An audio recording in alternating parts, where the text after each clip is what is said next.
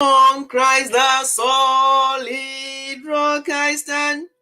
All other ground is sinking sand. All other ground is sinking sand. When darkness veils his lovely face, I rest on his unchanging grace. In every high and stormy gale, my anchor holds within the veil. On Christ the solid rock I stand. All other ground is sinking sand. All other ground is sinking sand. All other ground is sinking sand. Yeah.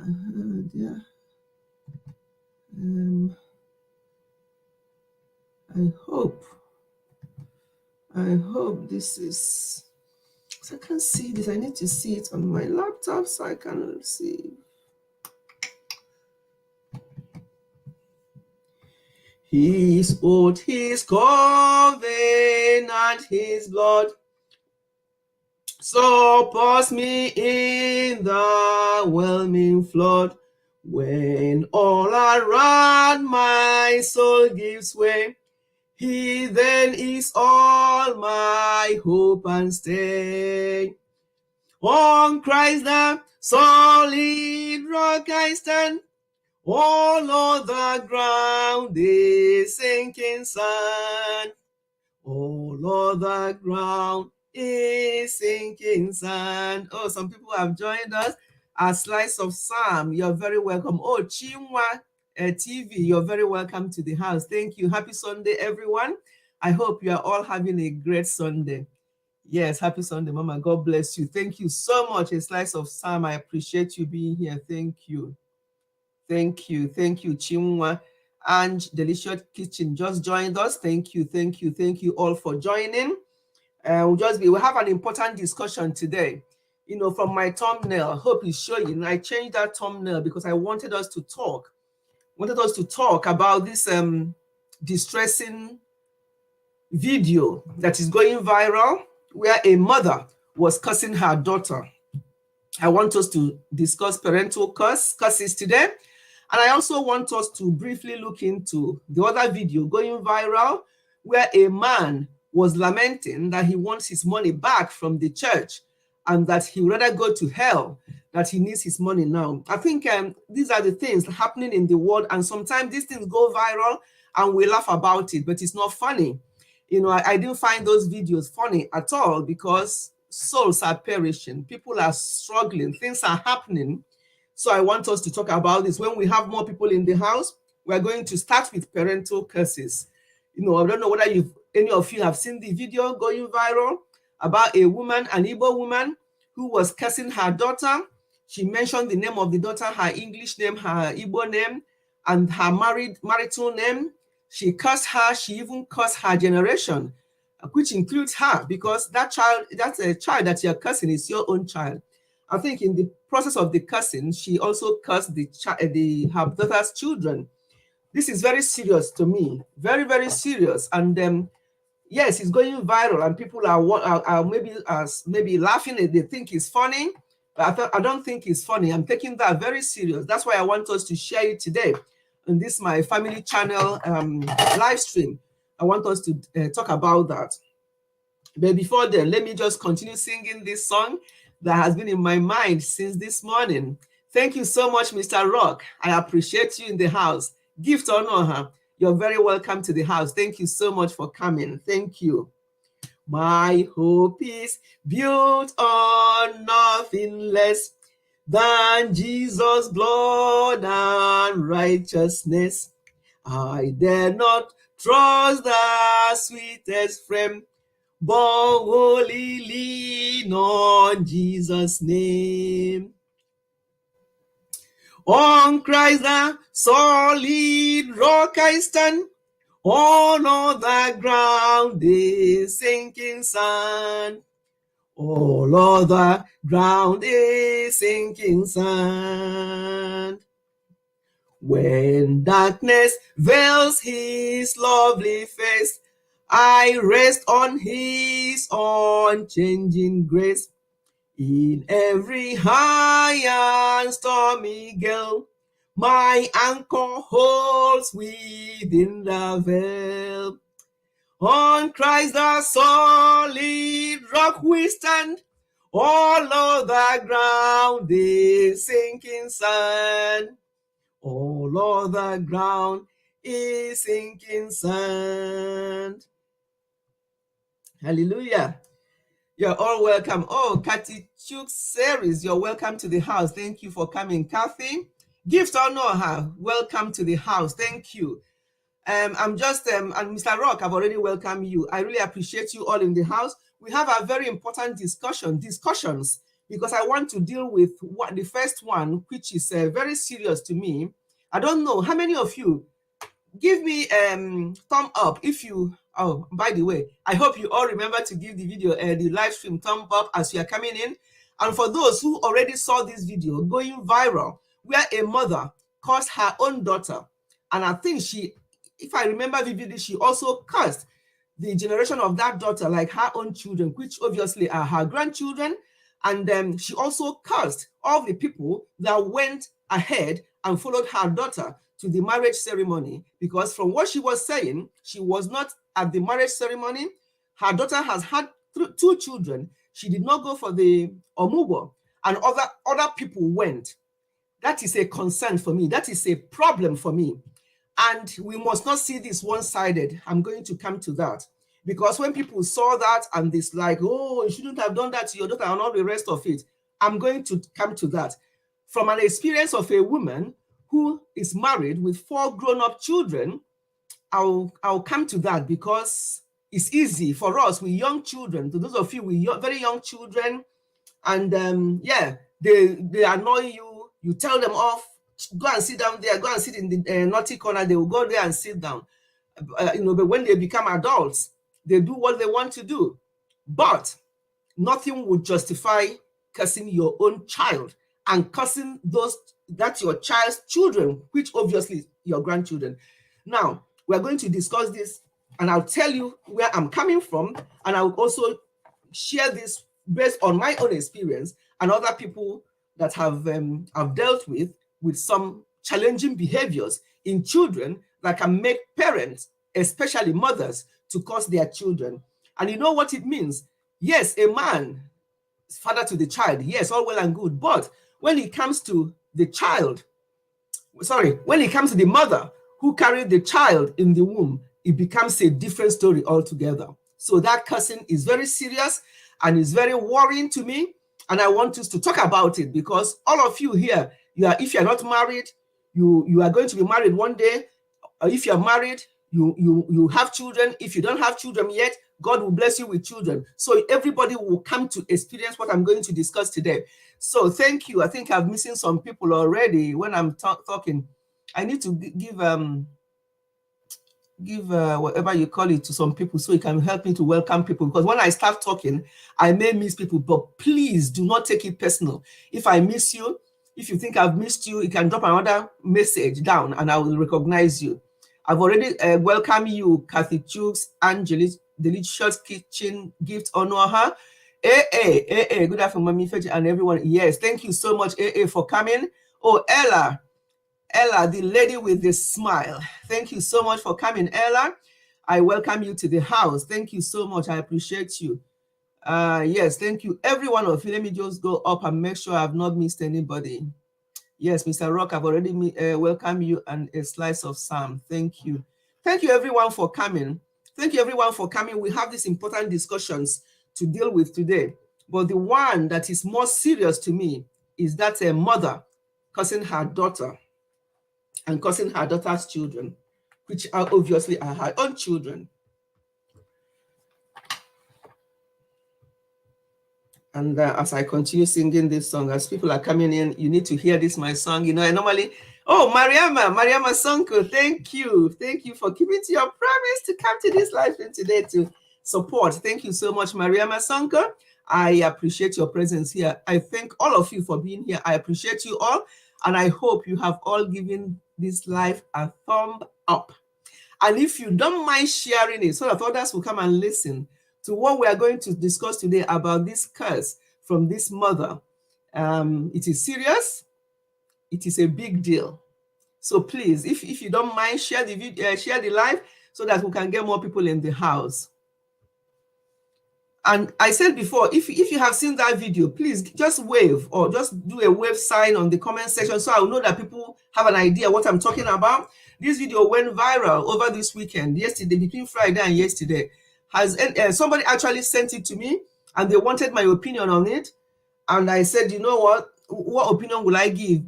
What better way to give an opinion than to have a live stream and then we can talk. And I'm going to drop a link later on so that people can also come up and talk. I'm doing this live stream on Ifechi family, and I've got Ifechi health and wellness here. Chai, it doesn't matter, does it? Sorry, everyone. This is supposed to be on Ifechi family. This is supposed to be on Ifechi family, not on Ifechi health and wellness. But never mind. I'm not going to. If I want to change it now, I may call this live stream.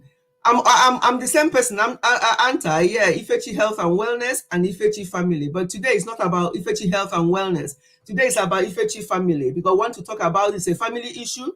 Last week we did Ifechi Health and Wellness where we talked about how we eat, and it was like a exercise type of live stream. But today, okay, you have seen it. Kathy. Okay, thank you. Who else have seen that video where the woman was cursing her daughter? I want to know how many people have seen that video. Please, can you just show your hand that you have seen that video so when I'm talking, you know where I'm coming from.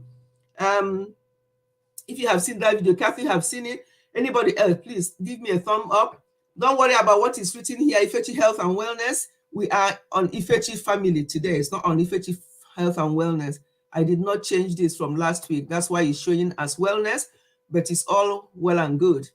That should not change our topic. So the topic today is parental curses, and also people going to church and you haven't seen it. Okay, my dear, I don't have your WhatsApp number. I will have forwarded it to you, but we can catch up on that one later on. Yes, that video. In fact, I don't know whether I can, because when I'm reacting, I didn't even, sometimes I get very emotional when it comes to anything to do with children. So when I was listening to that video, it was too emotional for me, for a mother like myself to be laying that kind of curses on her own daughter. It broke my heart. So I may not have, I don't want to give any wrong information, but that video broke my heart. And it was a very worrying video. And I thought, you know what? We have to come out here today to talk about this. Well, I'm surprised. The viral video I saw was the black young girl being beaten up in a school in Surrey. No. This one is a mother who was cursing her daughter. Oh my goodness. Yeah, it was bad. The curse was too much for me to bear. Maybe that's why I did not yeah, it was too much. And let me just see if I can find it so you can know where I'm coming from. It's a big deal. It's a big deal. Trust me when I tell you that it's a big deal. Okay.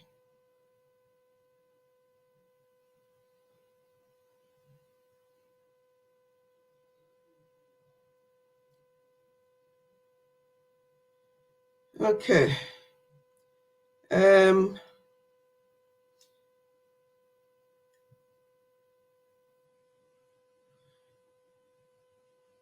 Hold on, please, my lovely people.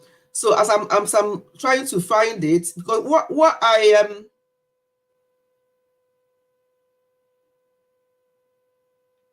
why I want to make sure that I get that bit very correct, because I think she was also cursing her daughter's children. Yeah. Um,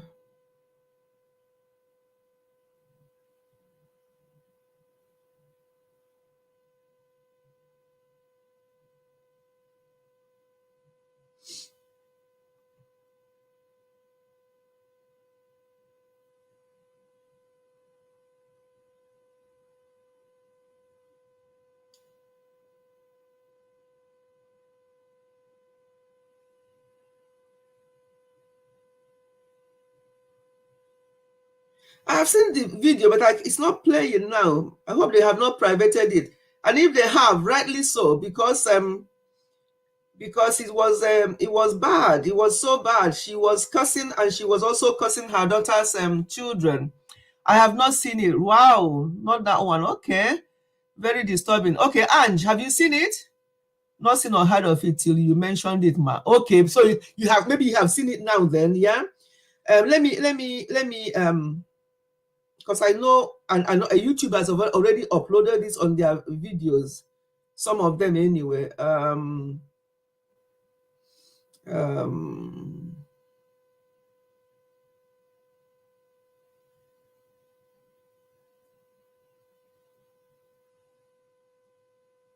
because we need to get the bit, what I want to say right here. I think, to be quite honest, anyway, even if it's been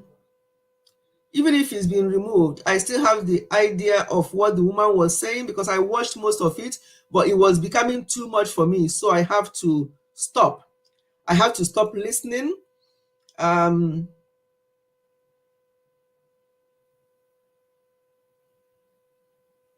wow.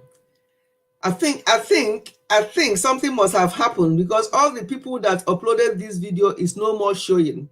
Okay, if anybody's seen it, fine, but if you have seen it before, you can see what I'm talking about. So this woman was cursing her daughter, and she was saying that her daughter got married. I hope I have not missed anybody before I continue. Oh, Precious English Quiz, thank you so much for coming. You're very welcome. Black Money Corp, thank you so much. Thank you for coming. Yes, today we are just discussing a recent video. I think it's been taken down or something, I don't know. But I got the gist of the video because I watched almost to the end of that video. But when I heard the mother cursing her own children's children as well, and cursing every other person related to her daughter, it became too much for me. The question is, what will some of you here are mothers, what will a child do to a mother to warrant that mother to curse? And as she was cursing, she now bent down and picked sand, and she was using that sand. I don't know the significance of that sand. I don't believe in all those fetish things, but that has some significance. When you lift up sand to curse, it carries a lot of weight. So she did to that extent of picking up some sand, and she was using that sand to curse. And she was calling her daughter's name, her middle name, and everything, and her married name.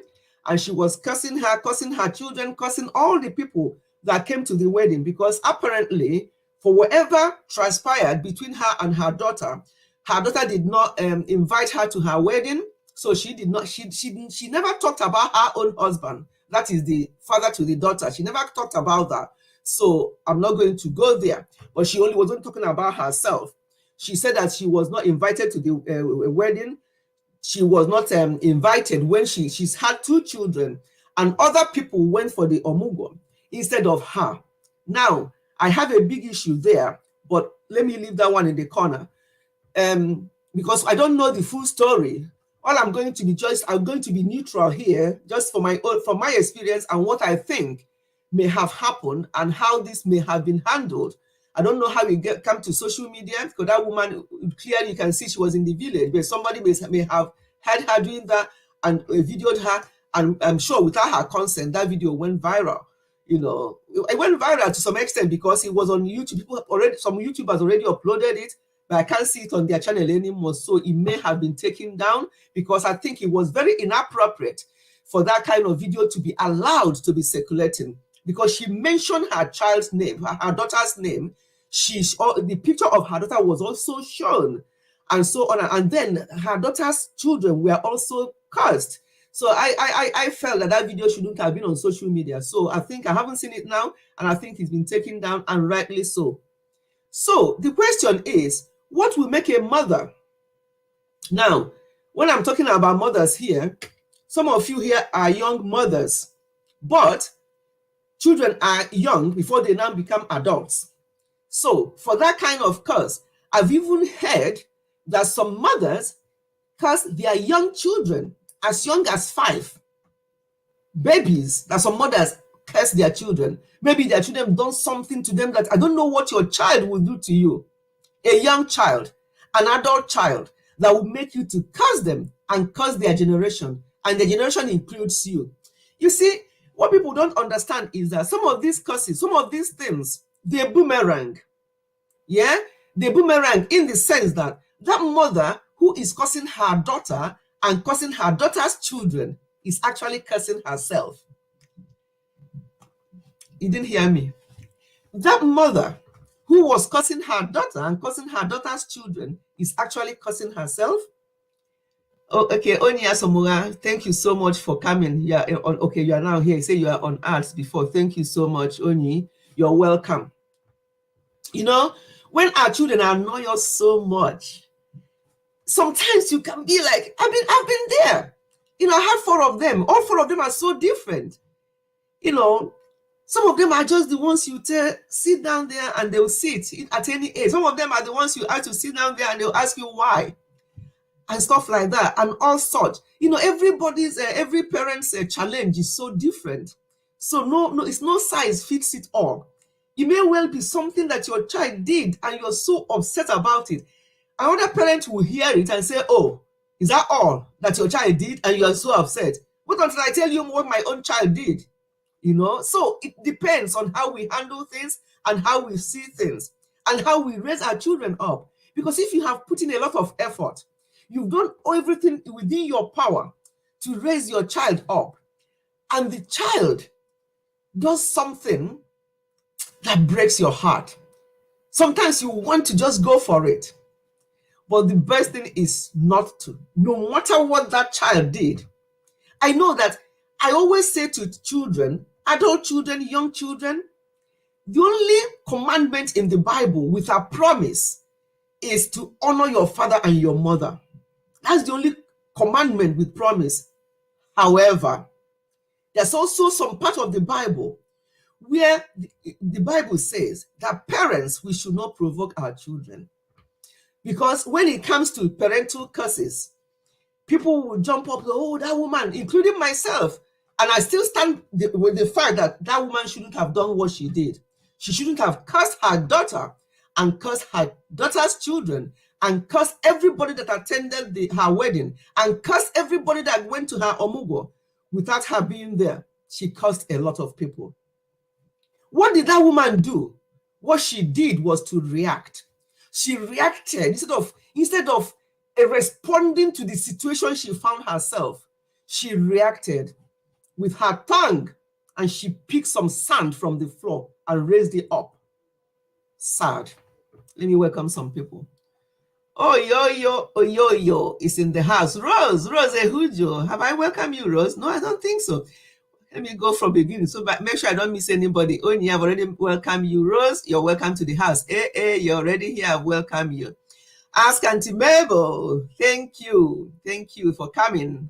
Yo, thank you. Okay, I've welcomed Zberries TV. You're very welcome. Thank you. I think everybody is now welcome. I'm going to drop a link. I want this to be interactive, but I just want to say what I have in mind first. And I'll drop a link because most of us here are mothers. Be it that you have younger children, be it that you have older children, you have something to say. But all I'm trying to say today is that video I was asking earlier on, it was only Kathy Chuk's series that said that she's seen that video. I don't know people who are coming now. Please, has anybody seen this video that went up on social media yesterday or 2 days ago, where a woman was cursing her daughter and cursing her daughter's children and the and the whole generation, because she was upset, because she was angry about something. We don't know what, because she did not tell us, and I don't even want to know. But the important thing is that what she did, she reacted instead of responding. This is her daughter. At the end of the day, yes, she touched her underneath and said, I delivered you from here, and she touched her breast and you saw this breast and all the rest of it. All those emotional blackmail came into it. And then the curse went on and on. Anita, you're very welcome. Thank you for coming. Yes, host, I watched everywhere. Okay, on Facebook. Okay. So you saw that, yes. So that was so sad. I was I felt so angry. Not angry. I felt so disappointed. Yeah, not angry. What am I getting angry for? I felt so disappointed that a mother will have it in her heart to lay that kind of curses on her children and other people, not just on her child and others, and including her grandchildren. And I was struggling to understand what this daughter may have done. And also, what this woman may have done to her daughter. Your own blood, your own mom. She didn't attend your wedding. You have had 2 children. She didn't come to look after you, but somebody else, some other people went. Now my question is, this woman, I wish you're here for me to ask you some questions. For some other people, personally, let me tell you my own opinion now. Personally, I will not go for that girl's omugo if her mother is alive. If I'm not nominated by her mother to go on my behalf, because I don't know what is going on, unless the people that went for the omugo knew what was going on. And even at that, it does not make it good, nice. It does not make it better that they have done that, because it's now sort of saying that what the girl did to her mother that made her mother to be that upset, to be cursing her aggressively like that is good. I don't think that those people should have done that. Instead, they should have maybe looked into the case and see how they can help. If they're that close to that daughter to go for the omugo, they would have been that close to look into the matter. I don't know. Maybe they have done, and it wasn't. So all I'm trying to say today is, I'm just trying to bring out what we have to learn from this, because we only heard from one side of the story and we did not hear from the daughter.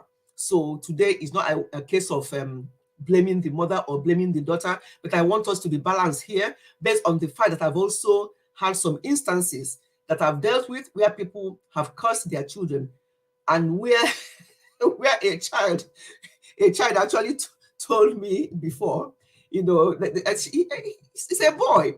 He was only about in his late teens. He said that I've disowned my parents and I've cursed them. I don't need them in my life. I say, you shut up. You don't know what you're saying. You're only 18. You are disowning your parents and you are cursing your parents. I say, come on, don't be silly, because you don't know what you're saying, and what you're saying might come back and haunt you. The girl's daughter might have been in the space that her mom is bewitching her, and she cut off the mother. Okay. Even at that, Oyoyo, bewitching her in what way? Is it in the sense that she? In fact, when I was discussing it with my husband before I came, I said to her, that we are going to discuss this. He said that maybe the mother was not in agreement with who she married, or was not in support of that marriage, or wanted her to marry somebody else, and she did not go ahead and marry somebody else. But whatever is the case, I don't think that anything justifies that kind of curse. And if for any reason the mother had contributed in one way or the other to how her daughter behaved to her, and she's laying those curses will boomerang. Those curses will also come back to her one way or the other. And the question I was asking was, assuming a mother contributed to the reason why a little of people back home believe their pastors more than, of course, that one I know they do. they believe in their pastors. That brings me to the second thing I want us to discuss today about this other man asking the church to give him his money back. But let's finish with this one, because people, I don't know where people's senses and minds are at sometimes. Yeah, so assuming there's something, because nothing happens for nothing, there must have been something that this mother did to this girl that was so terrible growing up, or now that she's an adult, that have made that child to behave the way she behaved to the mother. Now, the mother laying those curses, knowing that she actually contributed to some extent to what is going on, it doesn't wash. Even if that curse happens to the child, because the tongue, it could be that she was told that her mother was the reason why a lot of things happened to her. Okay. Oh, well, I'm telling you, some of these churches have broken homes and marriages because they will go and tell you something that they know that is dear to your heart, something that will make you, they may even go from the back and get some information about you and your family, and they will come and be telling you about it, and you are like, wow, pastor or man of God, as they normally call them, how did you, and then they will go and say, do you know what? When I went there today, he told me everything about my family, about my mother. He told me everything that was going on. Hey, he cannot be a liar because he's a man of God, and they'll believe. So you are very right. It may well be something like that. No matter how angry she could have been, she would have remembered that she gave birth to the girl and sought for how they can make up rather than thank you. That's exactly what I was saying.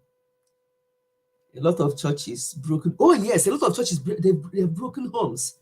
They've broken homes, and it's so sad that people continue to go. Oh, you are very correct there. That's what I was saying before. I said no matter what, nobody will come out and say, oh, you have no idea what this girl did to her mother. That's why she did what her mother cursed her the way she did. No, nothing justifies that level of curses or any amount of curse on your child. I've heard people out of anger say, you useless child. It's a curse. You may not think that you just said it as a one-off. That child can turn out to become useless if you keep saying that to the child. Curses are not just what this woman did that came viral. It's not, that is just about it. Some of the things you say to your children or your child when you're so angry, you're so stressed out, and they're bothering you, or they go out there and they did not perform the way you want them to perform, especially Nigerian parents. Education, this and that. No emotional intelligence. All they want is just for them to have that normal intelligence, but no educational intelligence, no love intelligence. There are other kinds of intelligence, but what our people want is, what did they score? You look at you, useless child, hopeless. Look at your results. Come on. It's not all about education. Some people cannot be so educated, go to university, have masters and PhDs, but they can do things. They have other things they are good at. Find out what your child is good at. Don't compare child for child or child's friend to your own child. Let me just make sure I've not missed. If I miss any of your comments, please draw my attention. A lot of church. Okay, I'll be at the background, Mom. Rose. Okay, that's fine, Rose. Yeah, Rose, you'll be at the background continuing to tidy up that kitchen. I watched that before I started this live stream earlier on, where you are tidying your kitchen and you are cleaning everything. It made me laugh. I remember in those days, when the kitchen is like that, I'm like, I don't really want to sleep. When this kitchen is like this, I have to do it that night. And it came to a point where I could not anymore. I'm like, you know what? Let's leave it. Let's go to bed. Tomorrow we can continue. Although we have washing machine, but sorry, not washing machine, dishwasher. But for some reason, I find that dishwasher a bit of, by the time I'll bend down to where it is, load the dishes, put the spoons there, the forks there, the glasses there, this and that. I've stood up in the sink and did my washing and waka pass. So I tend not to. So I can see when you are watching clean your kitchen. I was watching it earlier on. I was laughing. Okay, especially churches, they know how to break homes, and it's so sad. Yes, that's why I say to people, I'm not asking you not to go to your churches, but I became, myself and hubby, we are born again Christians. We became born again Christians at a very young age, but we have not left Anglican Church. We have not. All this, I know people, including some of my own people, that will jump from one church to the other. This one, that one is happening there, this and this. And I've been warning them, please be very careful. Be very careful. And some of them have come back to report to me horrible things. I say, sorry, I warned you. I'm a born again Christian, but I know my limit. I know my limit.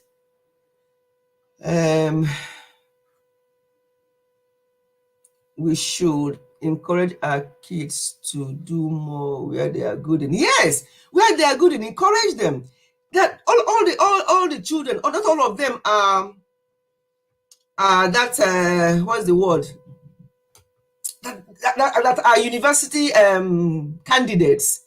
Or and let me make you laugh here. I mean, so there are some of us who are in UK here, AA, and Ask Auntie Baby, we are all here. There are jobs you go to. Your manager is somebody with GCSE, but because they've been in that job for years, with your first degree and masters, they'll be your manager.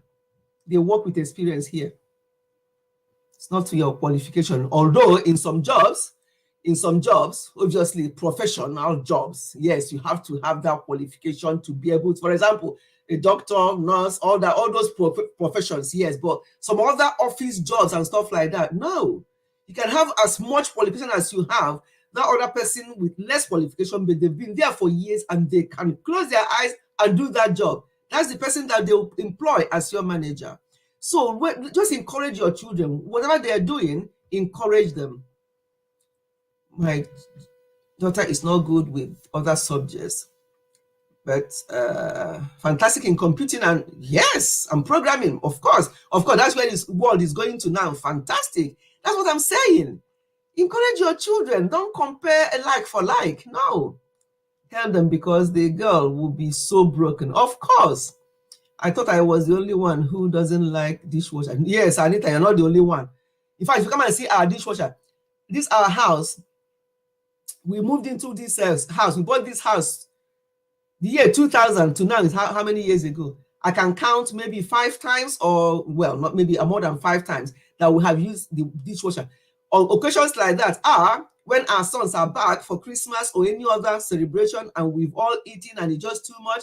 And because they don't want to wash the dishes and they feel bad seeing me standing there to wash it, they will now go and first put it in the dishwasher.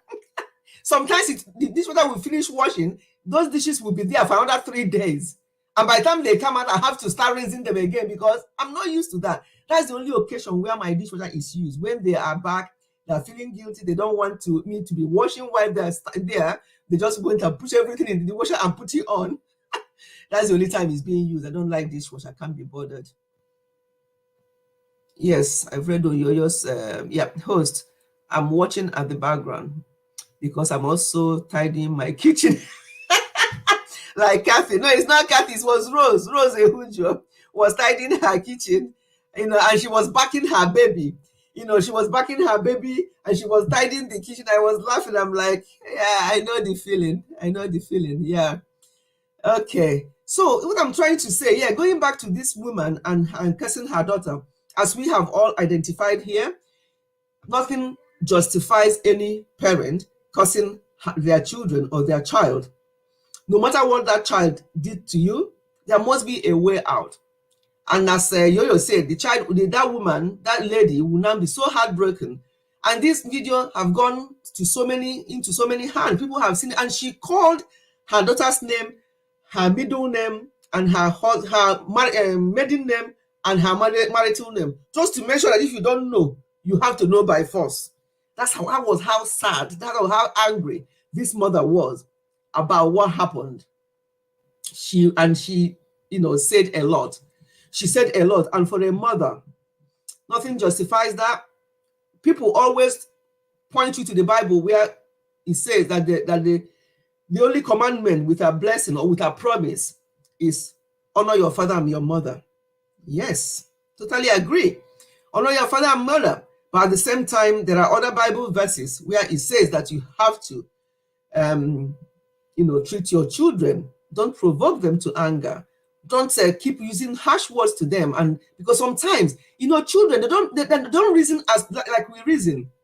Because the way I reason and not the way my children reason. There are things I will say or do, and they'll be with, but mom, you shouldn't have done that. And I say, why? This is how. No, because they are reasoning differently. For starters, they were born here. I was not born here, so they were born here. They were into this culture and everything about this place. So there are things I will say or do, or dad will say and do. And they're like, mom, you shouldn't have done that. And to me, it's nothing, because that's normal for me. So what I'm trying to say is that this woman's daughter grew up in a different generation. I'm not trying to justify whatever the daughter did that may have warranted her mother to curse her in that way. But there's no excuse, there's no reason for that type of curse, because there are three things involved in that kind of curse. One, it may happen to your daughter, but only if your hands are clean. Two, it may boomerang and actually affect you more than your daughter. Three, it may happen to your daughter, and it means that your daughter will now be dependent on you, including those your grandchildren that you cursed. They will now be dependent on you. That's what that curse means. And that means that you, the mother, will suffer for the rest of your life. Let us be very careful. No matter how provoked we are with people around us, never mind your own blood, your own child, your own parent or parents, no matter what, let us not be quick to anger. Whatever that child did to her mother she must have been so heartbroken, but there would have been a different way. Maybe she has tried. Maybe her daughter, again, may not even be acting in her own right senses. Things happen. People are brainwashed, just like I said before. They may have told her, and those people who believe their pastor more than God, in fact, most of them believe their pastor more than God. So if the pastor has said that this is your mother that is causing this, don't let her near your wedding, don't let her near your children, they will do that. If it means losing their entire family, they will do it. A lot of people are like that. So I'm not blaming here to blame the mother. I'm not here to blame the daughter, because we didn't hear from the daughter. We only heard from the mother. But where the blame for the mother lies is that she should not have been that angry. She should not have reacted.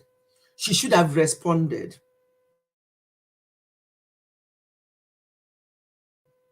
Directly, not on camera, cussing like that.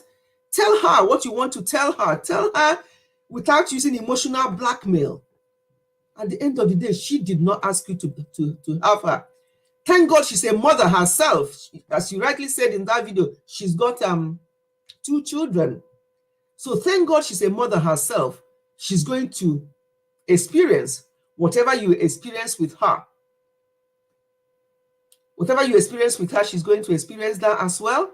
So it's not a case of just make me. Oh, I'm very far away from comments. Let me just make sure I have not missed anything. Okay, no, it's not Sandra here. It says I didn't see no Sandra coming. I'm Maureen. Oh my goodness, I've been up somewhere and people are coming. I'm down there. Maureen, you're very welcome. No Sandra, you are the one that answered my question. Right, you are the first one. Obviously, a few people answered it, but I had to go down from the first person that got it right. And that was on my Ifechi Health and Wellness channel. Sorry, everyone. This video live is coming up as Ifechi Health and Wellness. I want it to be on Ifechi Family because we are discussing family matters. But when I set it up, I forgot to change the name. But just ignore. Yes. Now, Sandra, I in my last video in my Ifechi Health and Wellness channel, I sang a song that is in the Bible. Rejoice evermore. Pray without ceasing. In everything give thanks, for this is the will of God in Christ Jesus concerning you. Pray without ceasing. In everything give thanks. No. Pray without ceasing. Rejoice evermore. Pray without ceasing. In everything give thanks, for this is the will of God in Christ Jesus concerning you. And Nurse Sandra Onyekachuku was the one that got it right. Only you tried, but you are late, or you got it wrong. I can't remember. Anyway, so Sandra, I left a message for you to tell me what you want, and I told you what I'm going to give you. Yeah. So tell me, reply me, and tell me what you decided. So welcome, Sandra. Welcome on Zberries. I've already welcomed you. Maureen, you're very welcome. I hope I've not missed anyone. Anita, I've already welcomed you, I think. Anita, thank you everyone for coming. So I want to drop a link. Even if you're a young mother, yeah, an older mother with older children like myself, you may have something to say, because sometimes it's also good to hear from younger ones. What I'm trying to say to you, at the age, I saw Rose backing her baby when she was cleaning. You see, at that age, those children are, or were, whatever English you want to use, at that age where they will start making noise, or they will do this, and you tell them to do this, or you ask them to go and sit in a naughty corner and stuff like that. They will sit in a naughty corner and they will say, "Mommy, I'm sorry, I won't do it again," and all the rest of it. That stage passes when they now get into, not even teenage years yet, but when they now get into 9, 10, 11, and they will start little by little asking you certain questions when you tell them things. That naughty corner thing was from the age of 2, 3, 4, 5, 6, 7. They are just still, and they don't like to be in the naughty corner because they want to be with their siblings playing, or they want to do some things, and you are putting them there for half an hour or whatever it is. And that half an hour to them is like a whole day. They will do everything to beg you that they're not going to do that again, because they don't like to go to naughty corner. They want to, because that's how, here in the UK, it's naughty corners and things like that. And you use the wooden thing that we use for cooking. You can just use to smack. In fact, you can just bring it out. I remember when mine were growing up, just bring that wooden spoon out. You don't even need to use it. And they are already behaving because they don't like it. For some reason, when we are growing up, they use cane on us a lot. So we became, what's the other word? I wanted to say allergic. It's not allergic. You become, what's the word? My English is failing me today. Resistant. You become resistant to cane. You go and do it anyway. What Mama would do is to flog me. That wasn't a good way of raising children up, but they did not know any better those days. When we raised ours up in the 80s and 90s, it was just bringing that cane out. As soon as they see that, no, cane, who has cane here? It's a wooden spoon that you used for cooking. Once it comes out, they know that they have to behave. They start begging you, they start running away and stuff. I haven't even touched them with it. Or you can go, ask them to stay. There's a naughty corner. We have naughty corner in our living room where they will go there and sit. Not in the living room, because in the living room they'll be watching TV. Naughty corner was in a hall somewhere where there's no life, there's nobody. They won't see anybody there. It's only for about 20 minutes, 30 minutes, but to them it's like a whole day. I don't want to go to the naughty corner. I'm sorry, Mom. So once they pass that stage, they get to that stage where they're now finding themselves. They now know that I'm actually a human being, you're mommy and daddy, but I'm actually a human being as well. And I tell them something, they say, "Oh, but why? This and that." Then they get to that age where their hormones start running helter-skelter. And that is the age of puberty.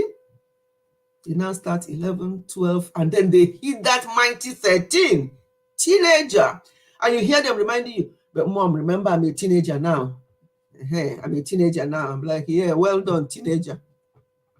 Well done." So they start finding, they say they want to grow. In fact, from that teenager, they want to become 21 immediately. They want to become 18 immediately, so they can now be classed as adult. Because they think once they are classed as an adult, life is okay now. I'm an adult. I can do what I can, make my own decisions. until they get to that adult, which is 18, 19, 20, 21, when they're at uni. Then life will start dealing with them, and they think like, oh, mom, that thing you said, this thing you said. Those of them who want to come back to you, some of them will think, yeah, they're trouble, they're too much trouble, let them leave me alone.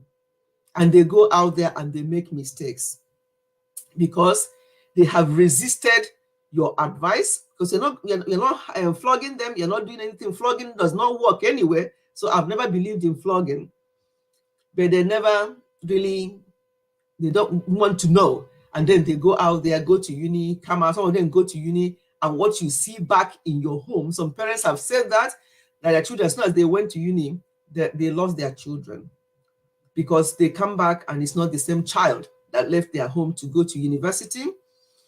You know, when we are growing up in Nigeria, all our secondary school, we normally leave house from the age of 11. You know, you can enter secondary school 11, 12, or 13. In fact, some people entered at the age of 10. At that time, it's not common to enter at the age of 10. It's usually 11, 12, 13 that people enter high school. And from that age, most of us, all of us, most people anyway, in fact, 90%, or if not 95% of people in those days, I mean, when I went to secondary school, 95% of people were in boarding school. It was just the norm. And boarding school was fun. I bring those days back. Boarding school, those days when we are growing up in Nigeria, was fun. You go to boarding school, there's discipline, there's order, there's rule and authority, there's thing. They feed you very well. On Sundays, we have chicken with this stew. You'll be smelling it from that end. In secondary school, Nigeria was good before. But now, I think I have somebody in the house. So hold on. Sorry, Gift. Sorry, welcome to this. Welcome, Gift. While you're there, let me just finish what I was saying. And I'm glad that you're here. Gift is a young mother. I would like to hear other people's own side of it. But what I'm trying to beg you all, parents, especially, I wouldn't even say especially those in diaspora, because sometimes those in diaspora are even the ones that may, I don't know. I think it's either both ways. Those in diaspora and those in Nigeria, sometimes you are so overstressed and overworked, and you take it out on your children. And then you can say things. And if you keep correcting your child and they're still doing the same thing, you can just use that word. That word, stupid, useless, this and that. Please. If you've ever done it, because when we are angry, we can say things, retract immediately. Call that child and say, oh, what did I just say? Useless, silly. Oh, you are not, my dear.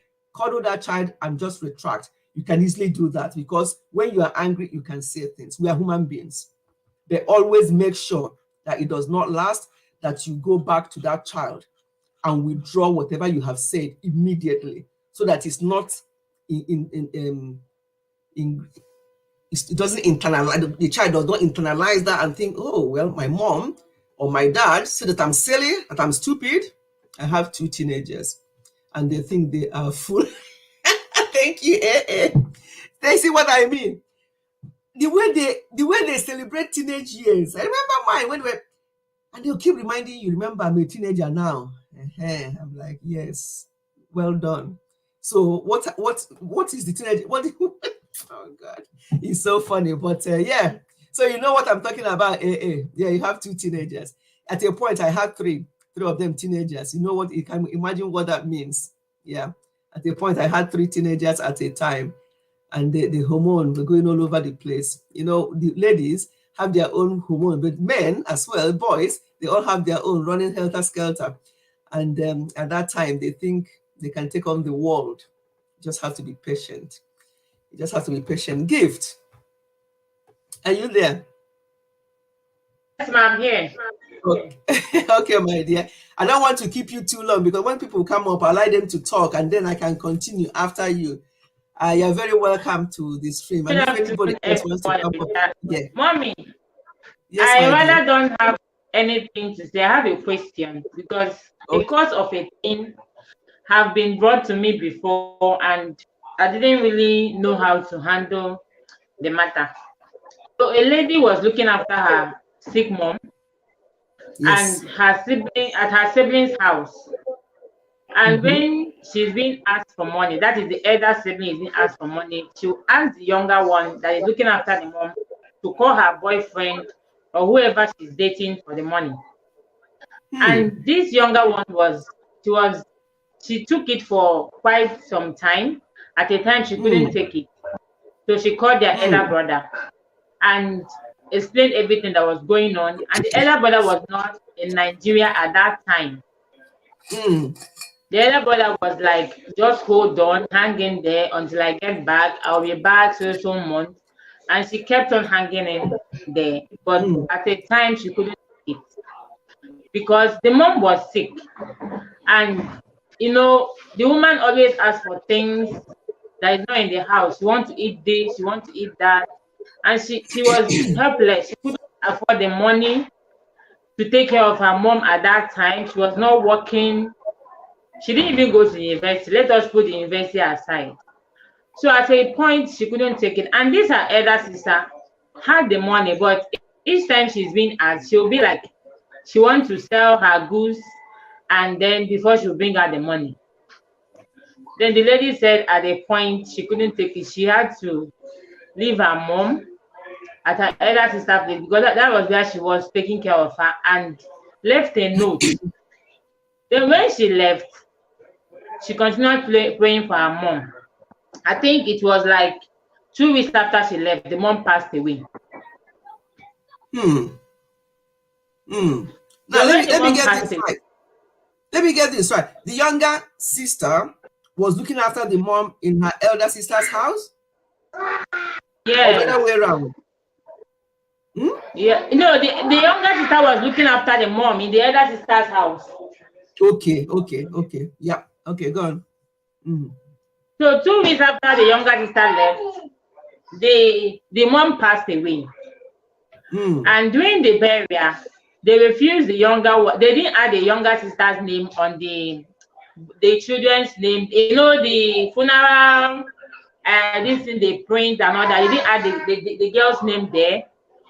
After the burial, the most elderly one, which she was looking after the mom in the house, walked up to her and said, "When you left our mom Hmm. at her sick bed when she was dying, that she cursed you. You have to come to her grave when everybody is gone and come and apologize." So the lady came to me and was like, "Is it right? Could their mom do that kind of a thing?" I said, "I don't know what transpired. I don't know what happened. But if truly you took care of your mom with your heart and your mom, I don't think they're just saying those things to cajole you." So I want to ask a question, mom, because Hmm. you are elderly and I believe you understand. Is it right Hmm. for the mom to curse that lady at that point? Or is it that they just made it up? Because even up to date, when I think about the lady's situation and everything, sometimes she will come here and be like, she don't understand what is happening around her. She don't know whether truly what her sister said that their mom caused her is true. I used to tell her that I don't believe in all those things. I don't believe that it works. So it's what you believe that will work for you. Yes, exactly. So what I'm trying to say, maybe that lady, then her things are not going well for her, the younger sister, Yes, and she's not yes, thinking that is what they said. Now, what I have to say there yes. is, if she's truly looked after her mother very well and had to go when she went, and maybe her older sister did not continue looking after their mother as she did before she left, and then the mother passed away. I would struggle to believe that her mother would have done that, would have caused her.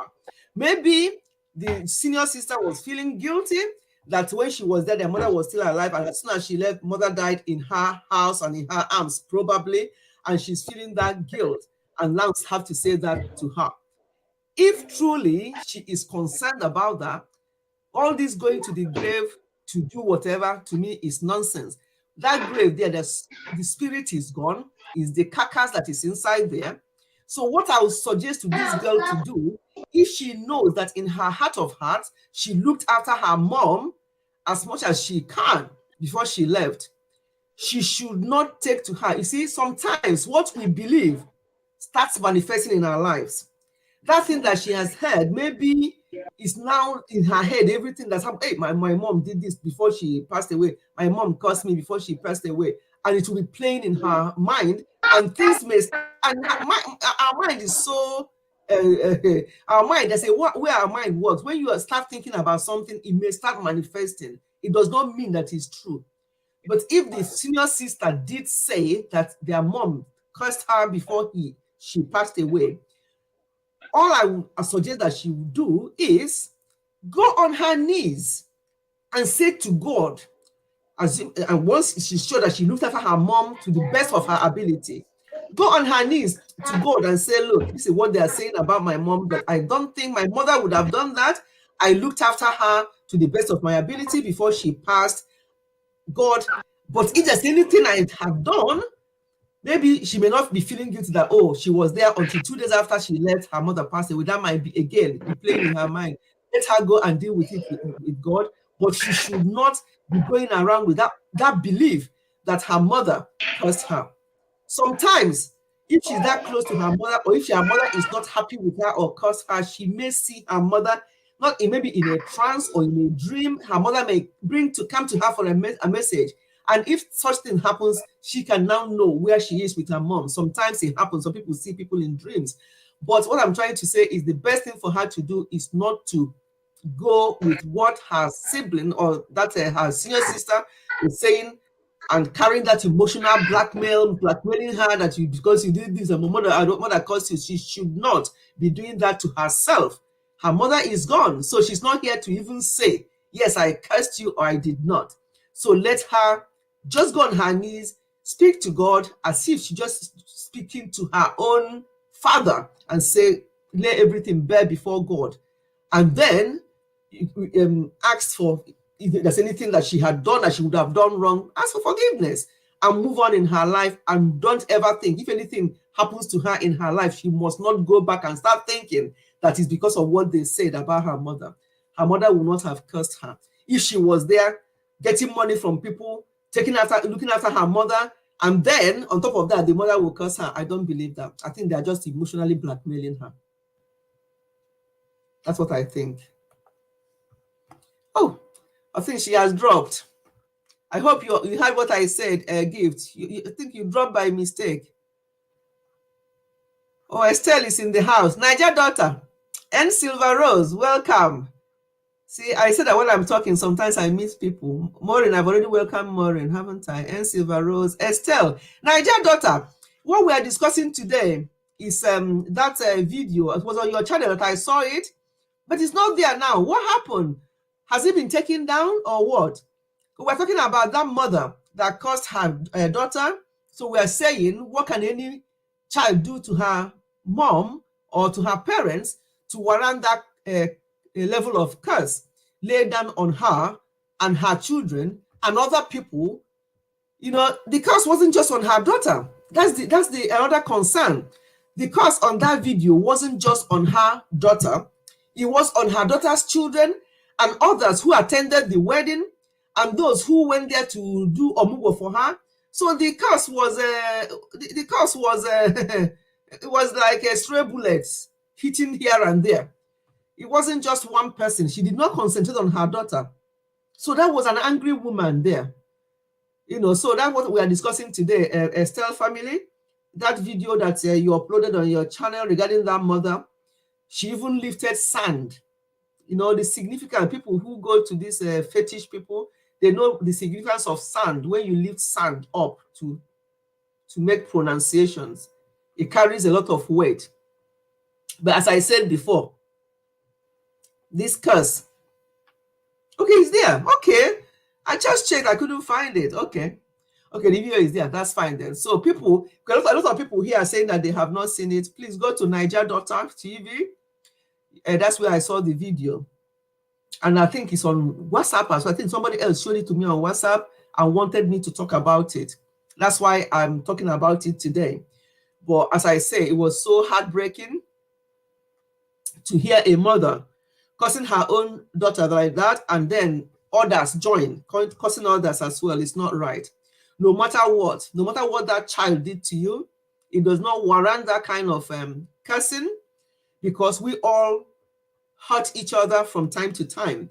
A mother can hurt her child, and a child can hurt her mother in that way. So we do not use that kind of curse. It was too strong for me. It was too heartbreaking for me listening to that.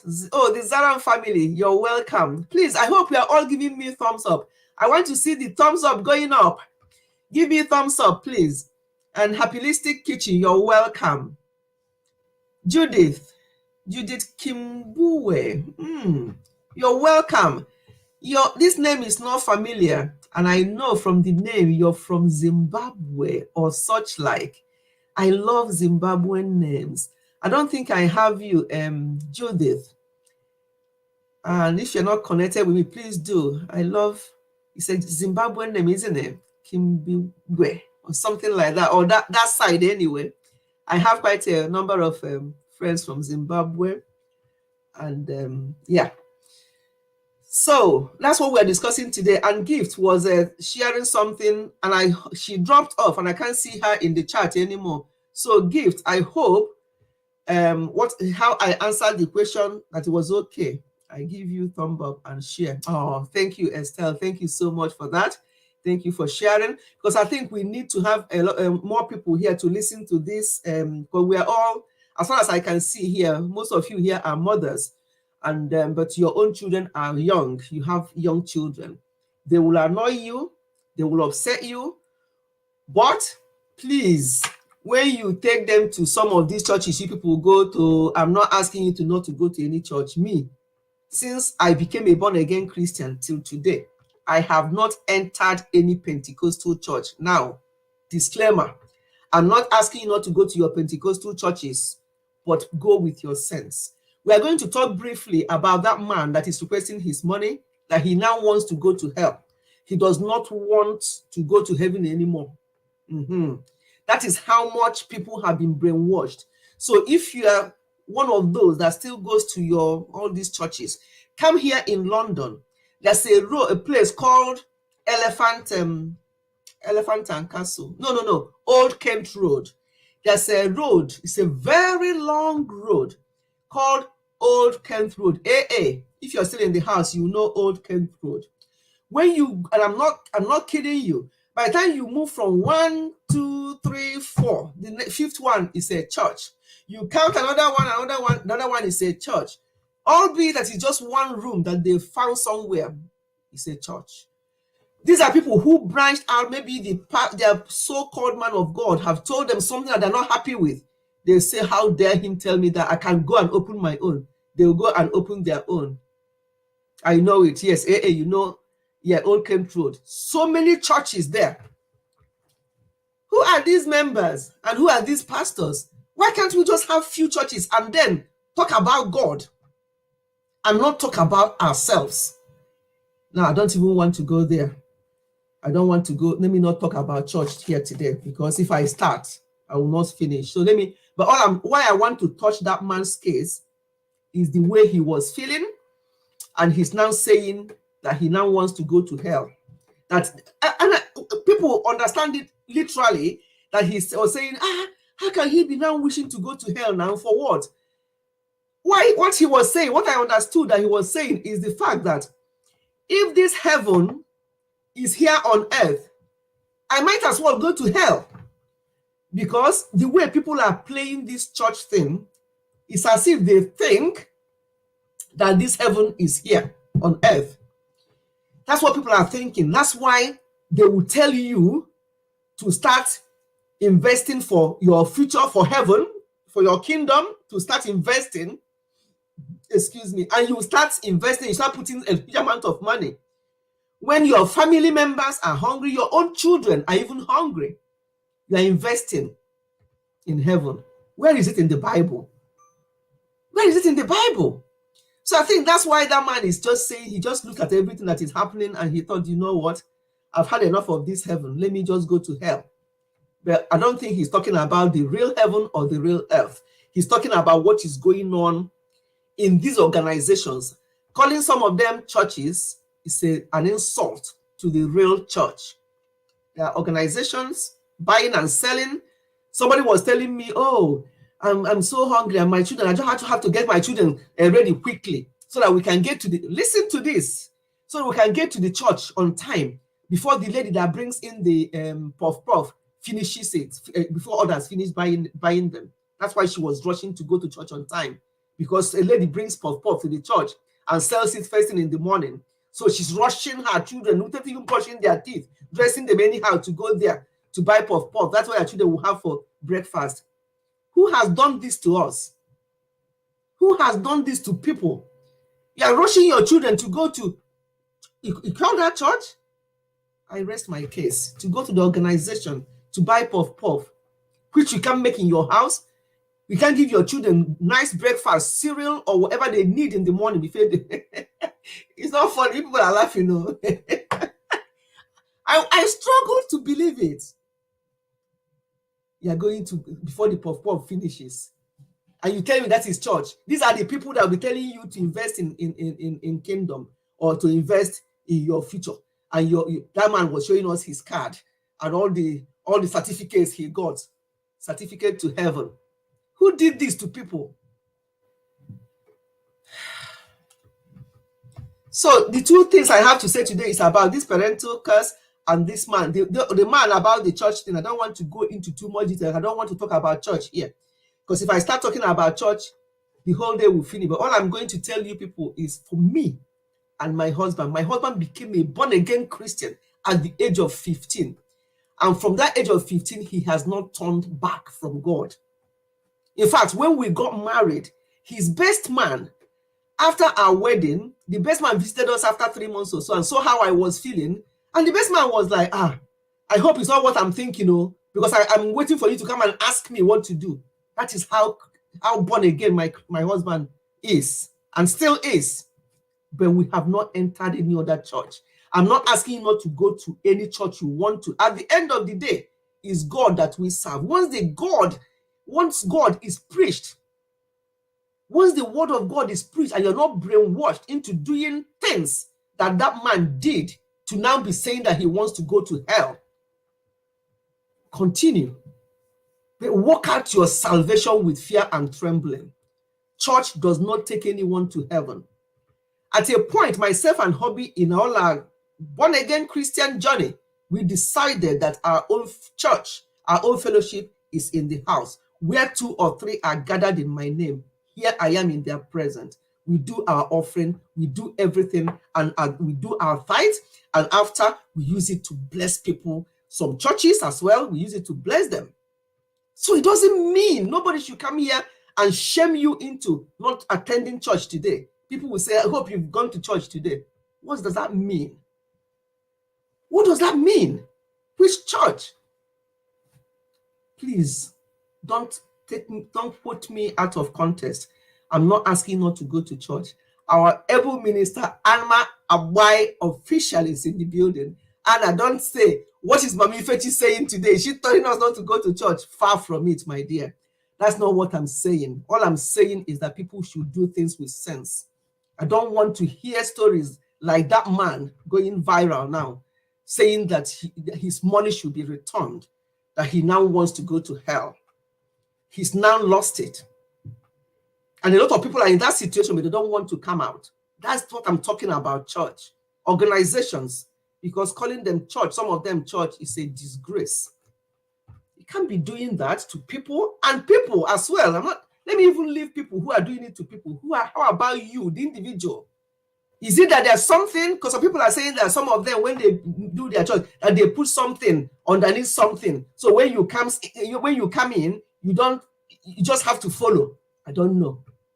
I don't believe in those things, and I don't know. I've never entered into one, and I'm not prepared to. So I don't know whether they do that or they don't, but that's what people are saying. And that's why people, once they go in there, they don't reason anymore. They only reason the way they are asked to reason. That's what people are saying.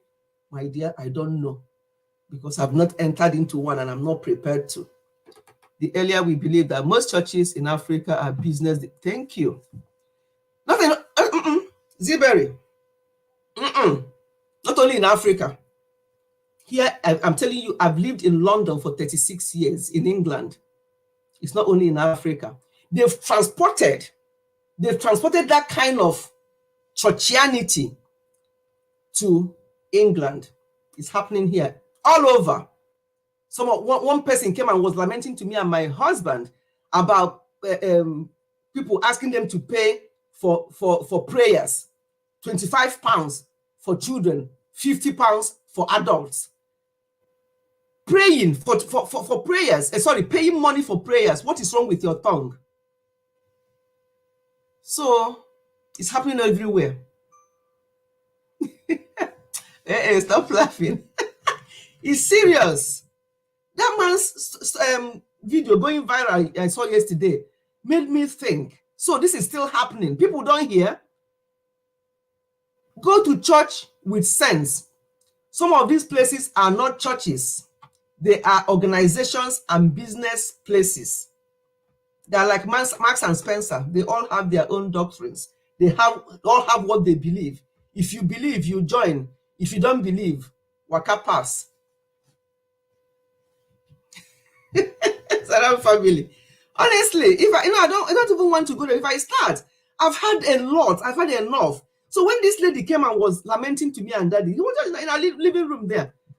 She said, "Hey, that this man came from, I don't want to start, the man came to London from another African country. I don't want to mention the African country, and joined with her own pastor, who is a Nigerian, and they were doing this bubu." one apostle said that it's bubu yaya. They were doing this bubu yaya. She said that if they would call your name. Listen to this, my people.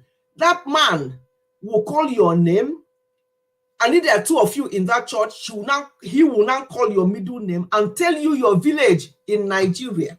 Now, come on, my people. You don't know me from Adam. You know, and if you think that he doesn't know your village, he will now call your kindred, the name of your kindred in your country, and tell you, that's how much I know about you. And this is what God is saying, that you pay this amount of money, and we pray for you, and all those problems you're having in your village, everything will be done. And people were they are now using cash machine, card. What do you call it? You know, the machine now, yes. So if you don't have cash, they'll tell you, don't worry. They will use their machine and go around. People will be tapping and paying them, because they have seen through their eyes. They've used what they use to know where they come from in Nigeria, in their villages, and they're believing this nonsense.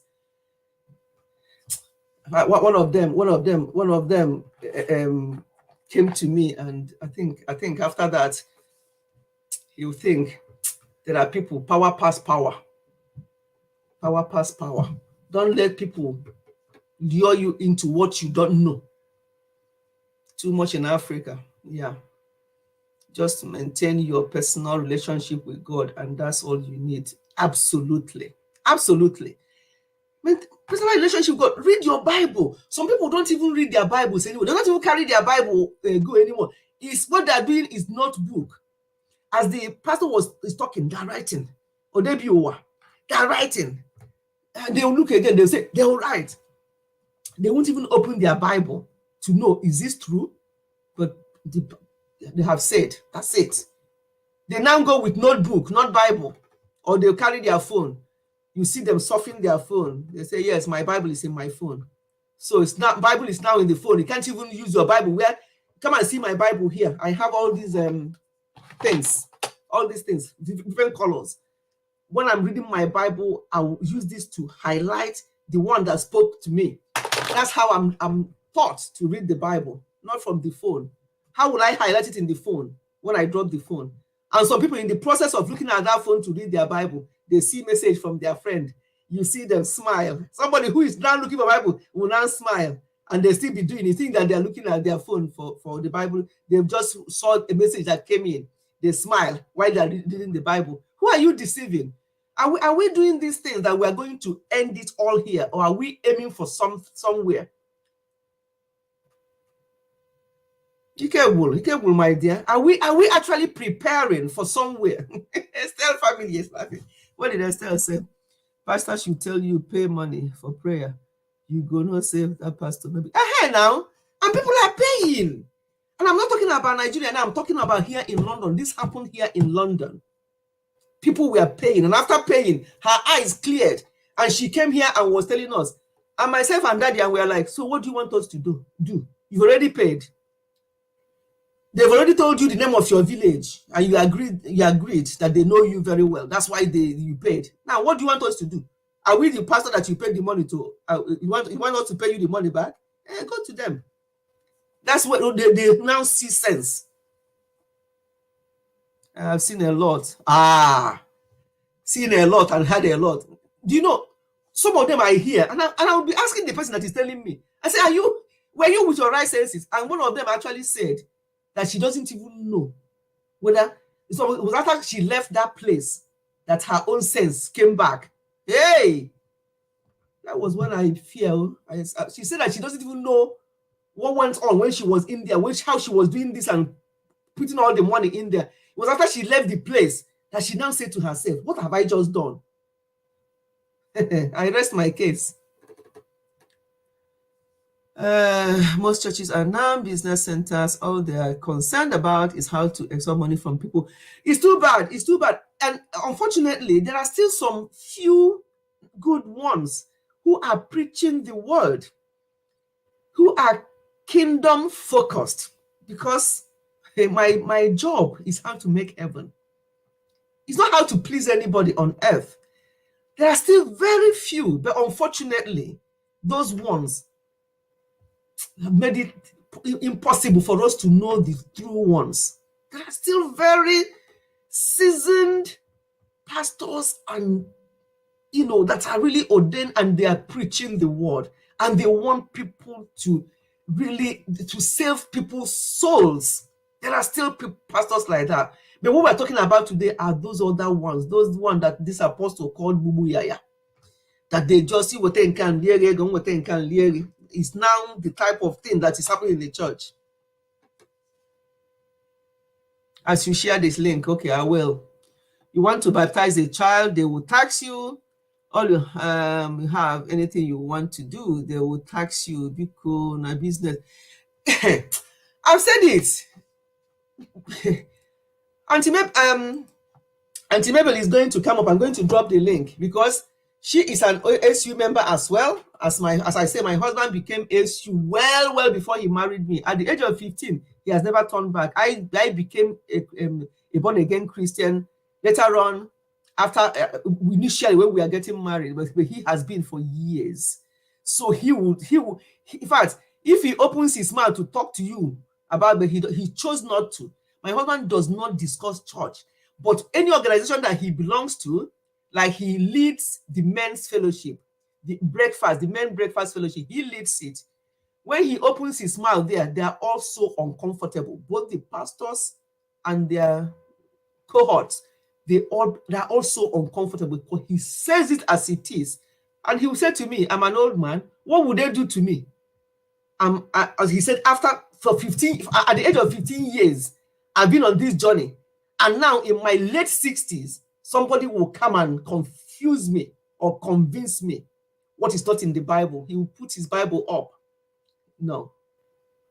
Do things with your senses, please. Let me drop the link.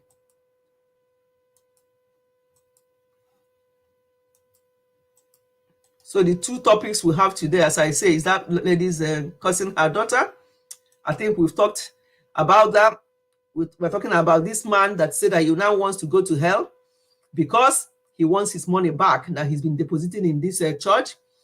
And later on, we're going to go back to that lady and the curses. Ask Auntie Mabel, I've dropped the link. She may want to say something about the curse because, again, she's got grown-up children. I hope you have all seen the collab I did with her on both channels, Ask Auntie Mabel and Ifechi Family, not Ifechi Health and Wellness. Each time I see this name here today, it doesn't rhyme because today's topic is about family.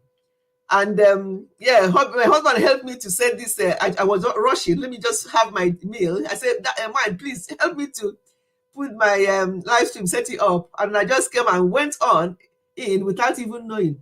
Hey, but he's saying Ifechi Family though. Oh, you see the link I dropped says Ifechi Family. But on here, it says Ifechi Health and Wellness. Oh, it doesn't matter. Does it, my people? Does it matter? Ifechi now, you people know now.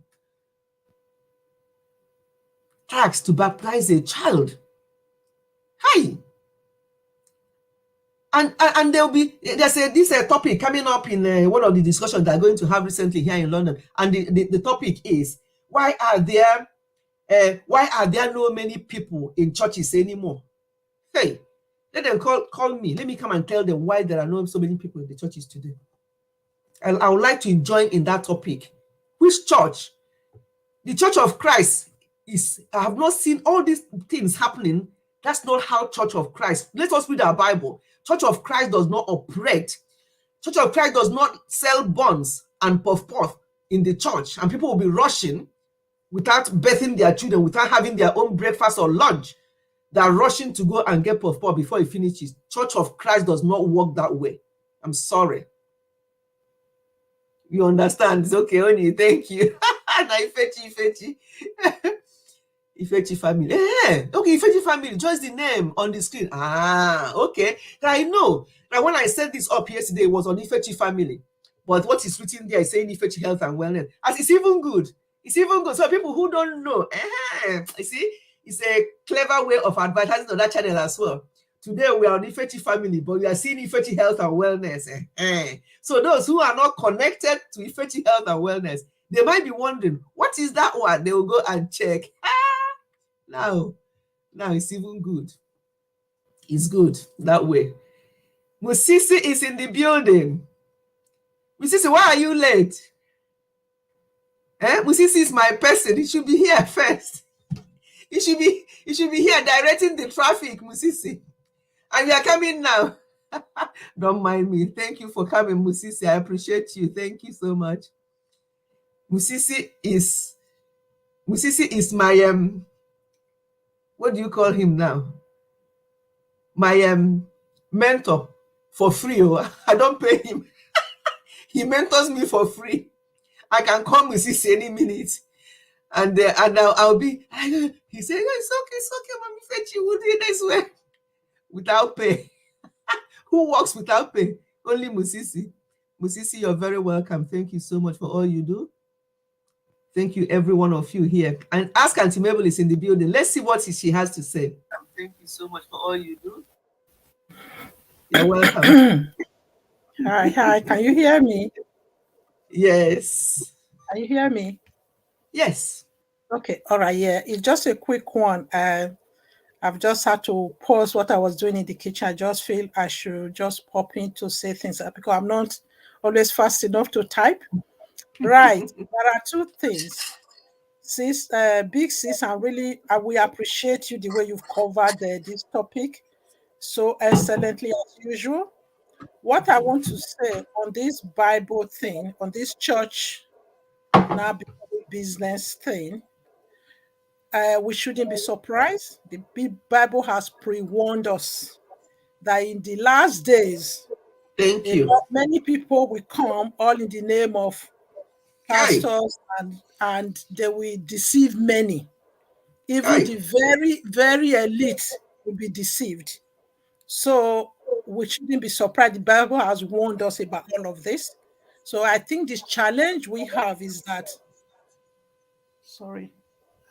I was listening. I don't know, I'm echoing. I don't know if it's me that's echoing back, it's just my machine. So the challenge we have is that majority of the today's Christian or the younger Christians, they don't have the Bible brandy as we had. Yes. So those of us who were fortunate, because my children used to say, "Oh, this SU, what do you mean by this SU? It's Scripture Union." For me, I joined Scripture Union when I was in the boarding school, like Big Sis said, and it was in class 1. I joined Scripture Union, and that's actually through which I gave my life to Christ. And it was, I would say, it's God's favor, but I really feel that this is why platform like yours is very important. That many people should be listening, and anybody will have opportunity to touch their lives, be it our children, our adopted children, or other people that we come across. We should always try and make them to realize that their personal relationship with God is key. Your pastor is a human being. and they are not the people you are serving or worshiping.